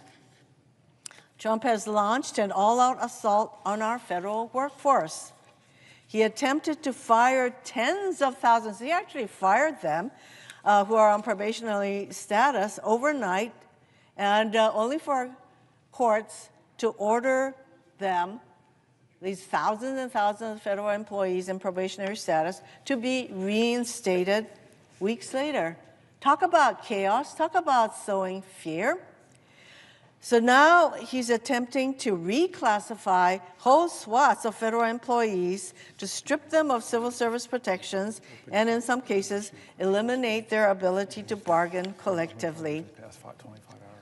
He fired Department of Justice and FBI officers for seemingly no other reason than their involvement in January 6 cases they were assigned to as rank and file officials, not as though these people at DOJ and FBI had a choice in the kind of cases they were going to be assigned. They were assigned January 6 cases, and the names of these people, there's some 6,000 FBI and DOJ employees who worked on January 6 cases, and there's a fear that those names would be disclosed. He's going after schools, from kindergartners to universities, as part of his war on diversity, equity, and inclusion. There are many examples of the kind of government overreach that they are exercising through their effort to ferret out what they call diversity, equity, and inclusion, which actually, that is a positive. Don't we want to be inclusive? So I want to give you just one example. There was a teacher in Idaho who had a poster in her classroom that said, "Everyone is welcome here." And there were handprints, different colors, white, black, yellow, handprints. And she was told she had to take this poster down, and that if the handprints were all white handprints, she could have kept the poster up, but she was told she had to take this poster in her classroom that says, "Everyone is welcome here." She took it down at first, but she felt so bad about it that she put it back up, and then she was told by the powers that be at her school that she had a certain amount of time to take this poster down, and otherwise there will be disciplinary action. That is the kind of government overreach that is a hallmark of this administration. To date, the Trump administration has withheld millions of dollars from hand-picked colleges and universities, conditioning the funding on unreasonable demands meant to bring these colleges to their knees. So he's starting with Harvard, Columbia, there's probably a whole long list of colleges that he's threatened to withdraw hundreds of millions of dollars from. They've slashed funding or staffing at the Department of Education. In fact, they would like to dismantle the Department of Education, which is responsible for administering billions in funding for low-income students, students with disabilities, and something as critical as school lunch for kids. Every single state in our country relies on the funding they receive from the U.S. Department of Education. In Hawaii, we're talking about some $300 million in funding for our schools to help our kids with disabilities, to provide school lunches through the U.S. Department of Agriculture, the things that I mentioned. And as Senator Booker knows well, the list goes on and on. This administration continues to abuse its power, acting with total disregard for the rule of law. And we have turned to the courts to stop these illegal acts. And now Republicans are calling to impeach these judges who are applying the law, who are doing what they're supposed to be doing, and not just giving Trump whatever results he wants, but these judges are now deemed open to impeachment. It's clear Trump and his cronies will keep on doing whatever they want, regardless of the Constitution or the law. They are crippling government and sowing total chaos across our country while doing nothing to address the actual issues people care about. I know my colleague from New Jersey is just as concerned about lawlessness as I am. We both sit on the Judiciary Committee. We know how important adherence to the rule of law is. And in fact, I have said many times that it is the rule of law that separates the democracy from all other forms of government. And we now have a president who does not think that the rule of law applies to him. WTF comes to mind. So, Senator Booker, my question to you is, what are the consequences of this total lawlessness on our government, our country, and the American people? Thank you, Senator Hirono. I think I need somebody to say what WTF, and to come from you is particularly precious and great. I'm grateful. And this rule of law is really important. It's part of this whole moment in American history that I keep calling a moral moment, something beyond the normal, where we shouldn't respond in a normal fashion.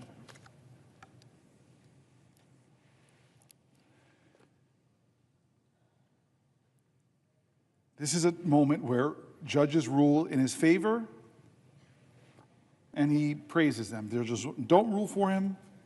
He drags them and threatens them, so much so that Chief Justice of the Supreme Court has to tell them to back up. When elected officials, speak up, many of them fear what the consequences would be for them or their reelection if they speak against him.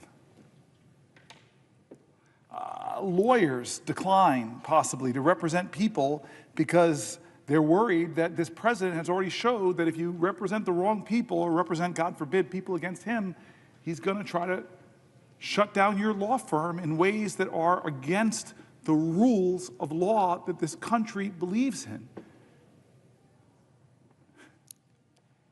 Journalists and media organizations, they don't report in a way that he likes or confirm his arbitrary name changes of the Gulf of Mexico. There's a punishment that he dishes out to try to make them succumb to submission. State and local governments literally could get extorted for their funding if they don't carry out his demands. Schools and universities who are starving for dollars, trying to invest them in research and science that will propel humanity to new heights, well, they could get targeted by this president if you don't do what he says. It feels like his ultimate goal is to create a country where you cannot trust the outcome of elections that he loses, because he's going to tell you if he lost that election, it's the big lie. It's wrong. I won. I won. I won. I won. I don't care what judge after judge, court after court says. I won. And if you don't believe me, if you don't say that the election I won, well, there'll be consequences for that too. This is a president who, even as we've read, people on both sides of the aisle, isn't respecting the Constitution, the separation of powers, isn't respecting the rights that we hold precious, isn't honoring what you call the rule of law. I want to go a little bit into this for a second. Let's talk about the separation of powers. There's many, many different cases right now. But we know that James Madison, the founding father who devised the basic framework of our Constitution, devoted some of the Federalist Papers to the ways the Constitution addresses the danger of concentrating too much power in one person or one branch of government. Written in 1788, Madison's words still have resonance today. This is what he wrote in Federalist 487. The accumulation of all powers, legislative, executive, and judiciary, in the same hands, whether of one, a few, or many, and whether hereditary, self-appointed, or elective, may justly be pronounced the very definition of tyranny. And so what is this president trying to do? He's trying to jam any court decision that's not in his favor, and either the judge is corrupt and should be impeached, or he's just going to deny the ruling or not follow it. Madison explained that the Constitution set up the executive, legislative, and judiciary branches to be separate and distinct and equal and bound together by checks and balances. Quote, "It is agreed on all sides that the powers properly belonging to one of the branches ought not to be directly and completely administered by either of the other branches. It is equally evident that none of them ought to possess directly or indirectly an overruling influence over the others in the administration of their executive respective powers." That's Federalist 48. I'm nerdy enough to have a favorite Federalist paper. I'm going to read from my favorite one, Federalist 51. "In order to lay a due foundation for the separate and distinct exercise of the different powers of government essential to the preservation of liberty, it is evident that each department should have a will of its own, so constituted that each should have as little agency as possible in the appointment of the members of the others.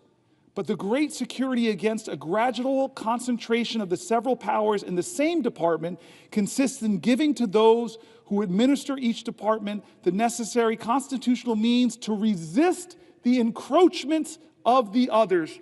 To resist the encroachments of the others. We're not doing that in the Senate or in the House. It may, Federalist 51 continues, "it may be a reflection on human nature that such devices should be necessary to control the abuses of government." And here's the quote, folks. Here's the quote from our founders. "If men were angels, no government would be necessary. If angels were to govern men, neither external nor internal controls on government would be necessary. But our president is no angel. In framing a government," this is 51 continuing, "in framing a government which is to be administered by men over men, the great difficulty lies in this: you must first enable the government to control the government, and in the next place oblige it to control itself." They are talking about at great length, our founders, and the separation of powers and the checks and balances of these institutions, and yet for 72 days of this administration has the Congress, Article 1, the People's House, the Senate, the deliberative body, have we once held this president to account? The most powerful man in the world and the richest man in the world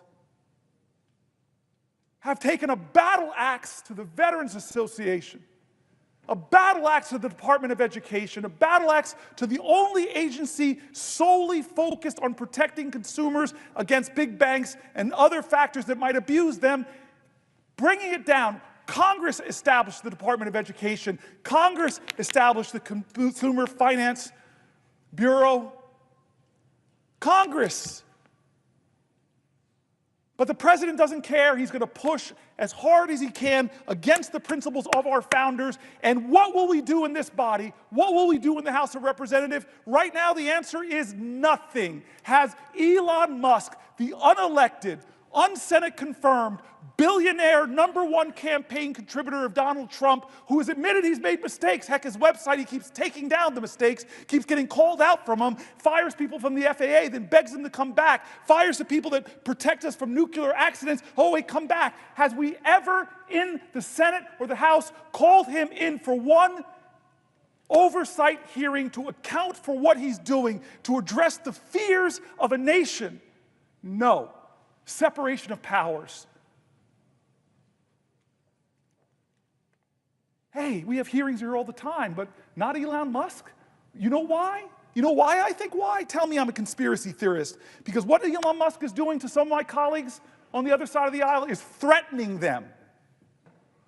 Threatening to run primaries with what to me would be a quarter, but to him is $100 million. I'm going to drop $100 million against you in a primary if you step out of line. Or if you dare to say Hegseth is not qualified to be the Secretary of Defense. We're going to drag you through X. We're going to awaken a mob to threaten you.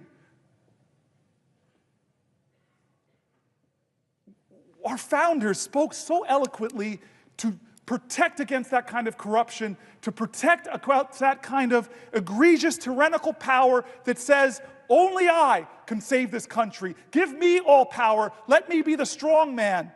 And we know who he respects on the global stage. I was stunned. I thought it was a joke during the election when he said his favorite leader is Viktor Orban,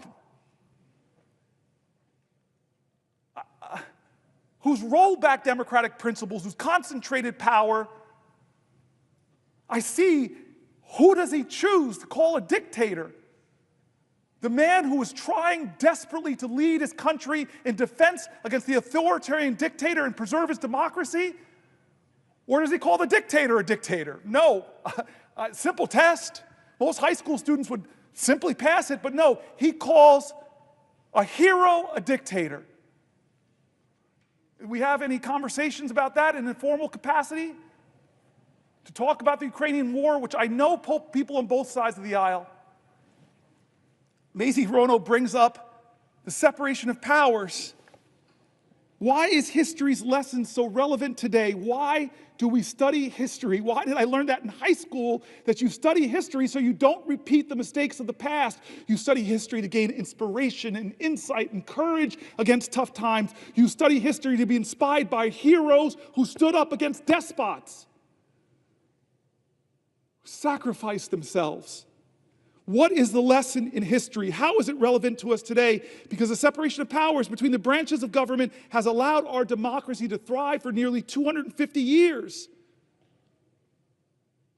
And now we have a person in power that's barely being checked.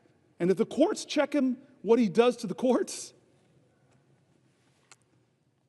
In the 9 weeks or 10 weeks since Donald Trump was inaugurated, there have been more than 140 federal lawsuits filed challenging his actions. I don't know if another president has, in my lifetime, ever has had 140 federal lawsuits in about 9 weeks. It's a staggering figure. We should consider it a staggering figure. He must be the most sued president in U.S. history. Somebody should fact check that. But at least in my lifetime, I don't remember Reagan, don't remember Bush, don't remember Obama or Clinton or Biden being dragged into court in the first 9 weeks so many times and losing case after case. He may have a record for the most lawsuits filed by a president himself, because he's a guy that says he loves to sue folks. In support of the big lie, he did so many lawsuits and lost them all. The lawsuits against Trump and his administration are not frivolous. Federal judges appointed by Republican presidents and Democratic presidents alike have found Trump's executive actions illegal, temporarily pausing many of them too. Trump's executive actions and the outcomes of these lawsuits have a direct effect on Americans. These lawsuits challenge Trump. Here are some of the examples, folks. And I'm wondering where the American people stand on these lawsuits, not the people who are blindly loyal to him because they believe the lies that he so artfully, creatively, and convincingly tells. But just tell me, where do you stand on these issues? Attacks on veterans who have served our country in the military and civil services. Well, there are lawsuits challenging his right to attack our veterans. There's lawsuits challenging Trump on his attacks on government agencies that protect your grandmother from online scams. I don't know where you stand with the grandmas getting scammed, to defend them, or the president. Lawsuits against Trump because of his attacks on lawful American citizens born in this country and guaranteed their citizenship under the U.S. Constitution. There are lawsuits against the president for withholding National Institute of Health funds to support studies of horrific diseases like Alzheimer's and disrupting life-saving medical research and ongoing clinical trials. Now, if you're a student of history, this is the problem often with lawsuits. Brown versus Board of Education, we celebrated as this wonderful case. It was. But was it obeyed? No, it wasn't. I have a picture of Ruby Bridges in my office because it wasn't obeyed. The court didn't declare this, and suddenly everybody said, hey, let black folk go to school with white folks. No, the president had to call in the National Guard to escort a little girl into a class. That's the problem with lawsuits, is you have a defiant executive leadership, they'll defy them.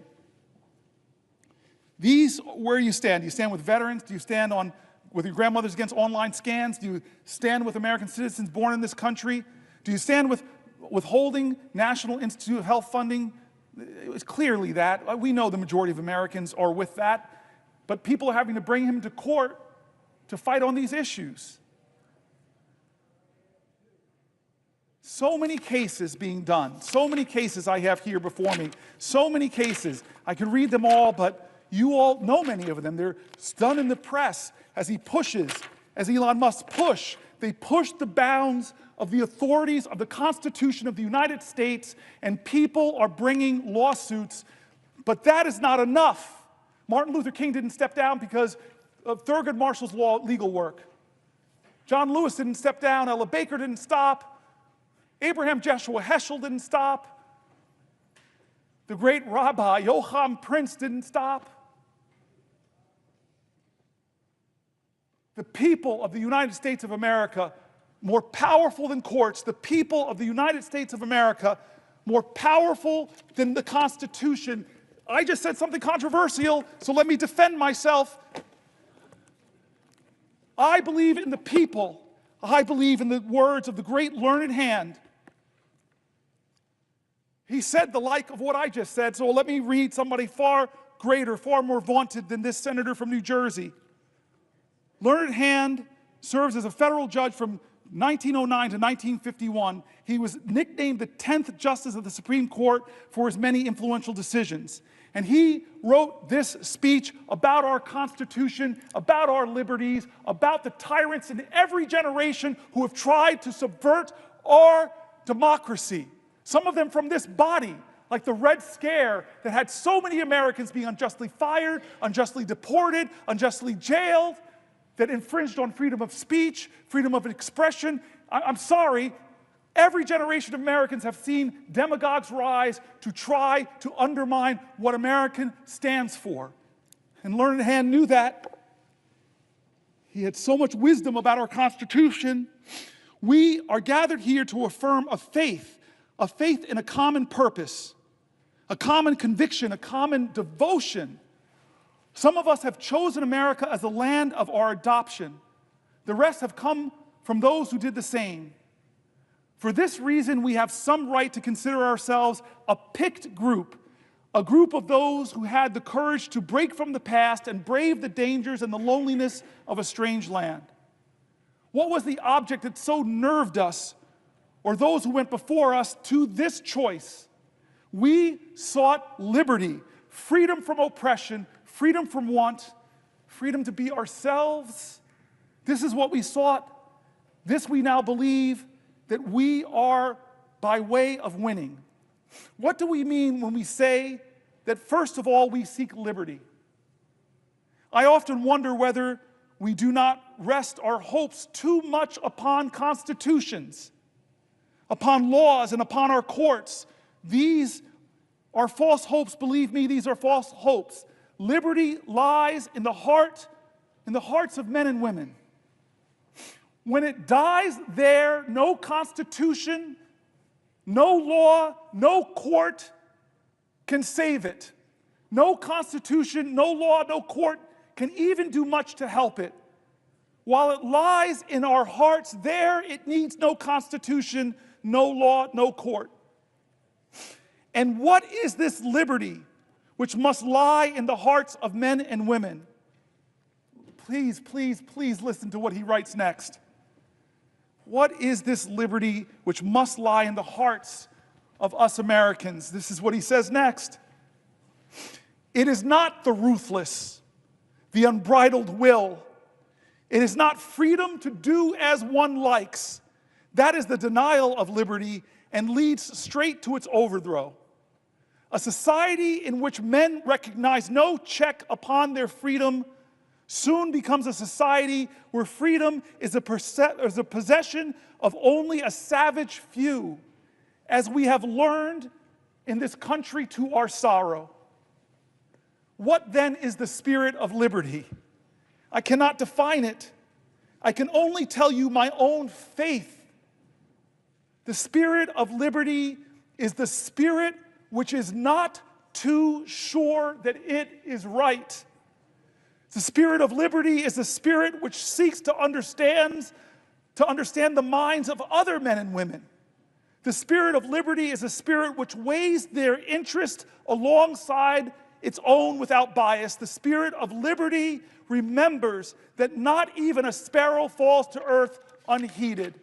The spirit of liberty is a spirit of him who, near 2,000 years ago, taught mankind that lesson it has never learned, but has never quite yet forgotten, that there may be a kingdom where the last shall be heard and considered side by side with the greatest. And now, in the spirit of that great America for which our young men are at this moment fighting and dying, in that spirit of a liberty and America, I ask you to rise and say with me the pledge of our faith in the glorious destiny of our beloved country. I now ask you to raise your hands and repeat after me this pledge. And he says, the Pledge of Allegiance.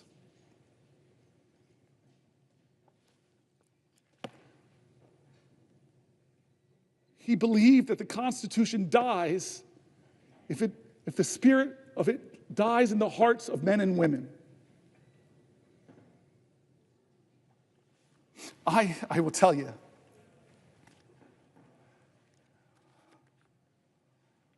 this Constitution has saved my life. It made my life because people marched to make real on the promise of our democracy. People bled to make real on this democracy. When some people told us that this Constitution didn't apply for us, this body, Republicans in America stood up and said, no, President Johnson, we're going to do amendments. We saw the 13th Amendment, the 14th Amendment, the 15th Amendment would guarantee my ancestors finally full citizenship in the United States of America and the protections of the Constitution. I am here in this body because of past generations that fought to uphold the Constitution, not because the Constitution was real to them, but because they brought reality and hope and love and promise to the Constitution. They were Americans that said, like Langston Hughes, America never was America to me, but I swear this oath, America will be. They loved this country so much even when it didn't love them back. I am here because of that. I'm the fourth black person popularly elected to this body because of generations that believed so much in this document that they were going to make it real. It lived in them. I quoted earlier today. It's worth quoting here again. The great Margaret Chase Smith, a U.S. Senator from Maine, a Republican, in her famous Declaration of Conscience speech, delivered on June 1st, 1950. Thank you, my good senator friend Whitehouse, because Lord knows I would have slipped and fallen on my tuchus and have ended this long filibuster because I fell to the floor. That's what you mean when the brother has your back. What did this Republican say in a time of tyranny in her times, in a time where the Constitution stopped living in people's hearts, where people believed that whipped up fears of others by demagogues, where people believed the fear that they heard again and again on the radio, that we should fear other Americans, when people believed their fear justified them inhibiting the greatness of the Constitution. What's that old saying from one of our great leaders of the past? If you're willing to give up your liberty in order to ensure your security, you will lose them both. And so here was this courageous Republican who, in a time that demagogues were whipping up fear, where First Amendment rights were being trampled, where people were being intimidated into silence, where people were afraid to go up against the big and the powerful and the rich, where people were being deported from our country, where Jews were being deported and accused of being communists as justification to take them out of the country because they didn't have permanent legal status. Yeah, that's our history. What did she stand up and say in the Senate? This Republican putting her own career at risk to call out Senator McCarthy. She said, "I don't believe the Republican Party is in any sense a party of fear. I do believe that the Republican Party has made an alliance, though, with the four horsemen of fear. The fear of communists, the fear of labor unions, the fear of the future, and the fear of progress." There are people fear-mongering now. There are people trying to tell Americans to hate Americans, either with the great dear leader or you're a danger and an enemy. And it's not just Democrats that are being drugged. There are being other Republicans. I saw it happen. I saw it happen to one of our vice president's daughters, a congresswoman. I saw it happen to colleagues of mine like Jeff Flake, like John McCain, like Corker, who stood up in this body and told the truth about dear leader, and they saw the consequences politically. You want to talk about where the Constitution lives and defending the Constitution? First, make it real in your heart, like those women did before the amendment that granted them the right to vote, who love this country so much. You want to know where the Constitution lives in your heart? I just met with extraordinary men and women who are Native Americans to this country. Were here before any of us.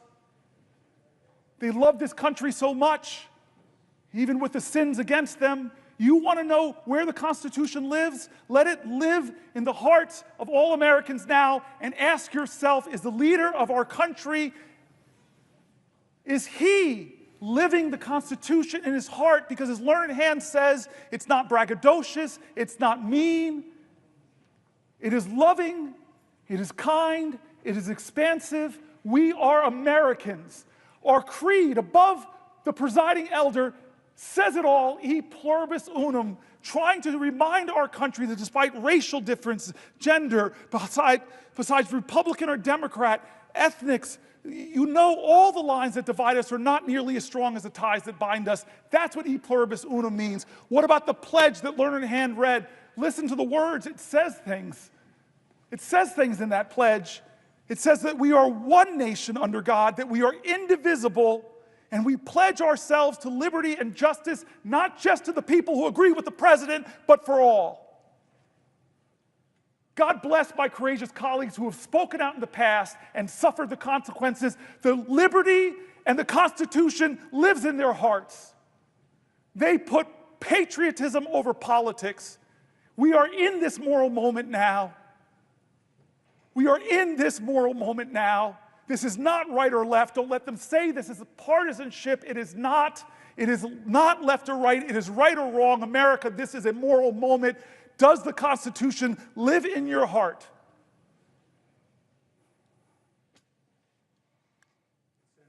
For a question. Before I yield, I love this power trip.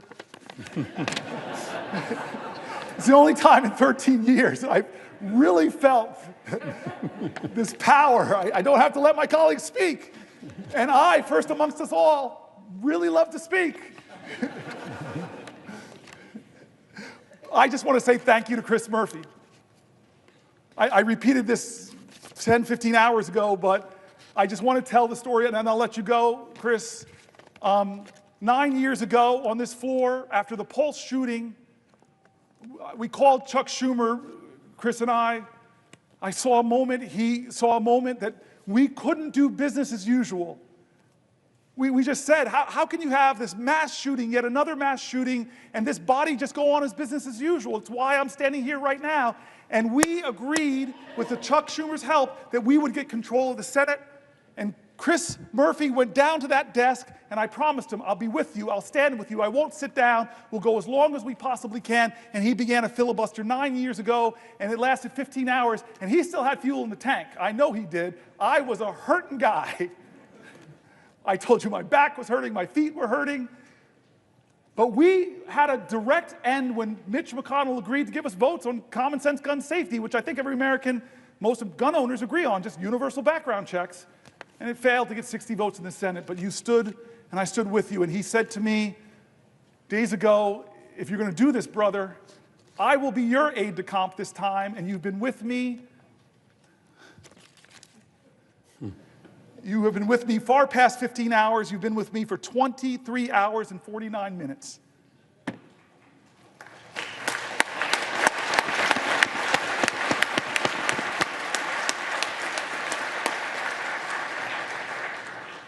Although my cousin Pam in the gallery, she's been here the same amount of time.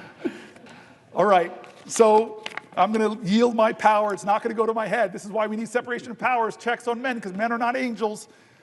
I yield for a question while retaining the floor. Senator Booker, it has been a wonder to be with you on the floor these last 24 hours. You indeed did something extraordinary and performed a sympathy filibuster with me 9 years ago, where as I stood at that desk for 15 hours, you stood on the Senate floor. You didn't need to, but you did in solidarity. I have been with you for the last 24 hours, but I've sat for most of it. You've done the hard work. You are an extraordinary senator. You are an extraordinary American. And I think I can say on behalf of everyone in this chamber and many people in the gallery, you are an extraordinary friend. And so I think all of us feel privileged to be here with you at this moment of peril, this moment of danger, this moment of opportunity for the nation, but also this moment of history. On August 28, 1957, at about 8:45 p.m., Strom Thurmond took this floor. And he took the floor with the intent of trying to block the 1957 Civil Rights Bill. This was the most significant, really the only civil rights bill that had been before the United States Senate in 90 years. Most famously, about 10 years before, when he was running for president as a Dixiecrat, he had said, "There's not enough troops in the Army to force the Southern people to break down segregation and admit the Negro race into our theaters, into our swimming pools, into our homes, and into our churches." And he sat on this floor for just over 24 hours, and he made the case for why this nation should continue to segregate black and white. He started, in fact, by reading every single state's voting rights laws.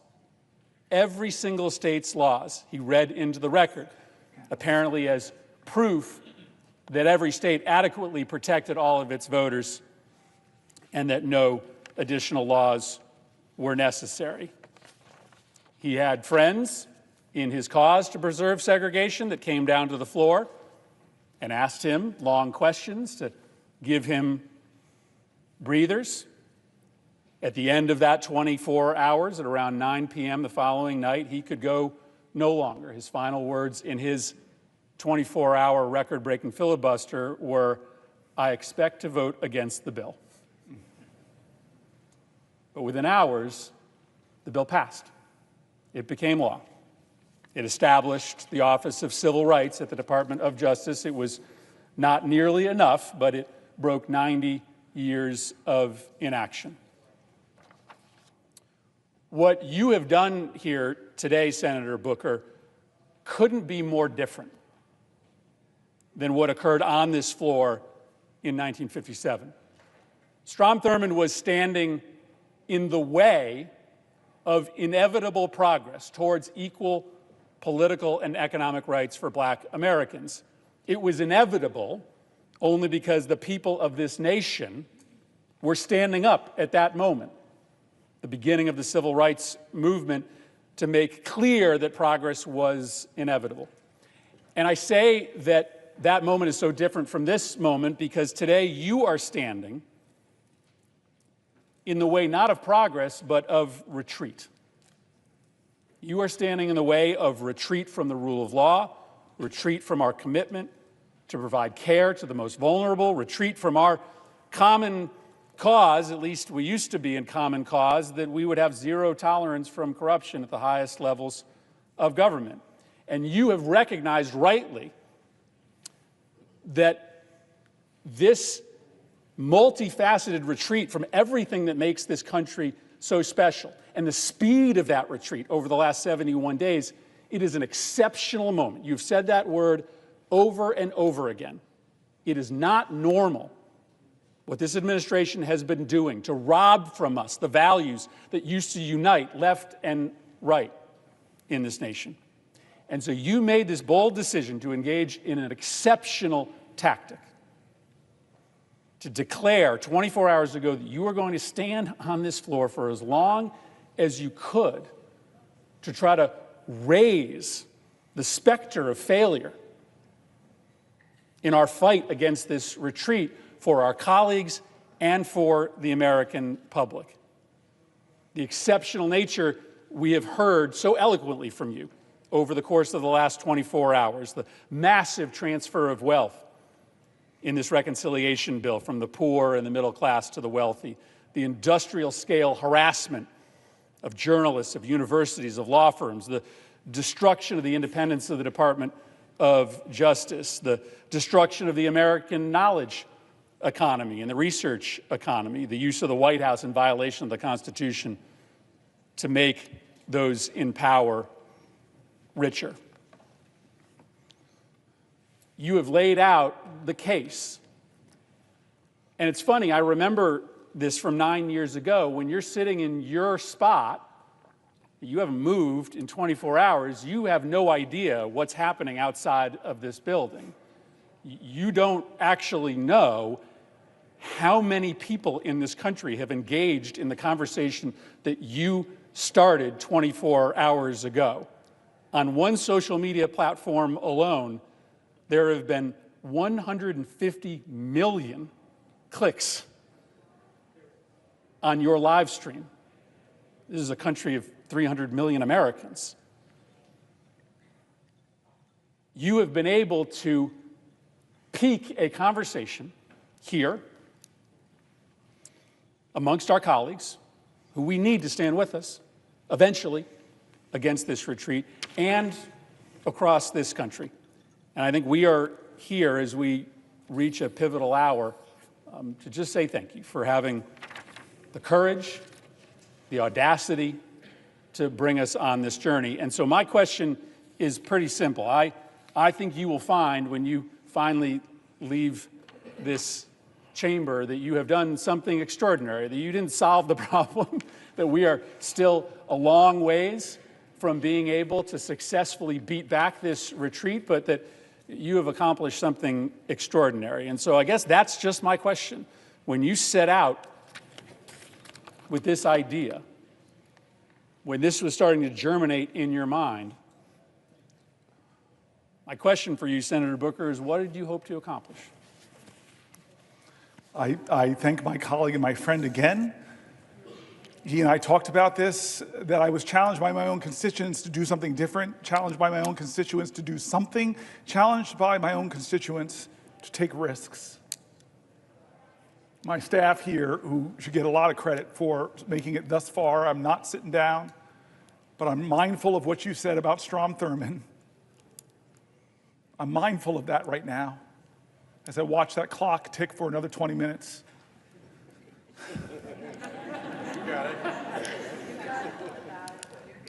I'm grateful for my staff. I'm grateful for the parliamentarians, the clerks. I'm grateful for the Republican presiding officers. I don't know if I want to out Curtis on the note that the good senator on the presiding officer, forgive me, on the note he sent me, but this is the kind of specialness in this place that I love. I want to tell a few connecting stories. I think some of my colleagues know a few of these, but I want to explain why I started this whole 24 hours talking about John Lewis and good trouble. 60 years ago, when he was on the Edmund Pettus Bridge, he shook New Jersey as he shook the nation. When Bloody Sunday happened, there was a white guy on a couch in New Jersey who was watching TV and was so shaken. This lawyer said, I gotta go to Alabama. He realized he couldn't afford a plane ticket. So this man slumped back down on his couch, and then he said, at a moral moment in America, I'm not gonna let my inability to do everything undermine my determination to do something different. And he got up and said, okay, it was a meager calculation, but it was different. I can afford 1 hour a month of pro bono work. And he called around and he found this woman named Lee Porter, who was heading up an organization called the Fair Housing Council, and said, can you use a lawyer? And she's like, hallelujah, thank you, Jesus. Yeah, we need some help. And they worked together and they designed a sting operation where they would send black families in areas of New Jersey that would not sell homes to black people, where usually the best public schools were, and if they were told the house was sold, they'd send a white couple behind them to expose that the house was still for sale and expose all of this. Well, they had a lot of success getting things written about the severe housing discrimination in my state. And he said after about 4 years, I got this case file of a black family trying to move to New Jersey, and they were frustrated because every time they look at homes in the places, the best public schools, which happened to be white communities, they said they couldn't find a home. So they did the sting operation. They sent the black couple in. They were told this incredible house was not for sale. They loved the house, so when the white couple went, they just threw in a bid to see if it would be accepted. The bid was accepted. Papers were drawn up on the day of the closing. The white couple did not show up. The black man did. Lawyer Marty Friedman marched in, confronted the real estate agent. You would think 1969, a year after the Fair Housing Act, that he would capitulate, but he didn't. This lawyer gets up so angry, this real estate agent gets up so angry, he punches the lawyer in the face and sings a Doberman Pinscher on the black guy. They get out of there shaken up, and they start writing letters back and forth. The good owners of the home found out what was going on. They were so aghast. They said, let us sell the house directly to the black family. The black family moved in. And 43 years later, the baby from that family became the 4th popularly elected black senator in our country, me. Now, I tell that story because I started with John Lewis 24 hours ago, and it was John Lewis and a bunch of marchers on a bridge that influenced the destiny of my life and my family's life. We're all interconnected. As King says, we're all caught in an inescapable network of mutuality, tied in that common garment of destiny. But I want to tell you the second time John Lewis shook up my life. I was mayor of the city of Newark, and I got called to be on a TV show. I got called by a guy named Skip Gates, who I love, admire, and he calls me and he jazzes me up. He fills my ego. He just flatters me. Hey, I got this show called Finding Your Roots, Cory Booker, and you're a rising star. You're this hot shot. We should feature you in this. And I'm like, oh, great. Oh, don't say that, Skip. But okay, yeah, of course. And then I said, okay, well, who are you going to pair me with? And I thought it was going to be another young hotshot, up-and-coming politician in America. No, he goes, I'm going to pair you with John Lewis.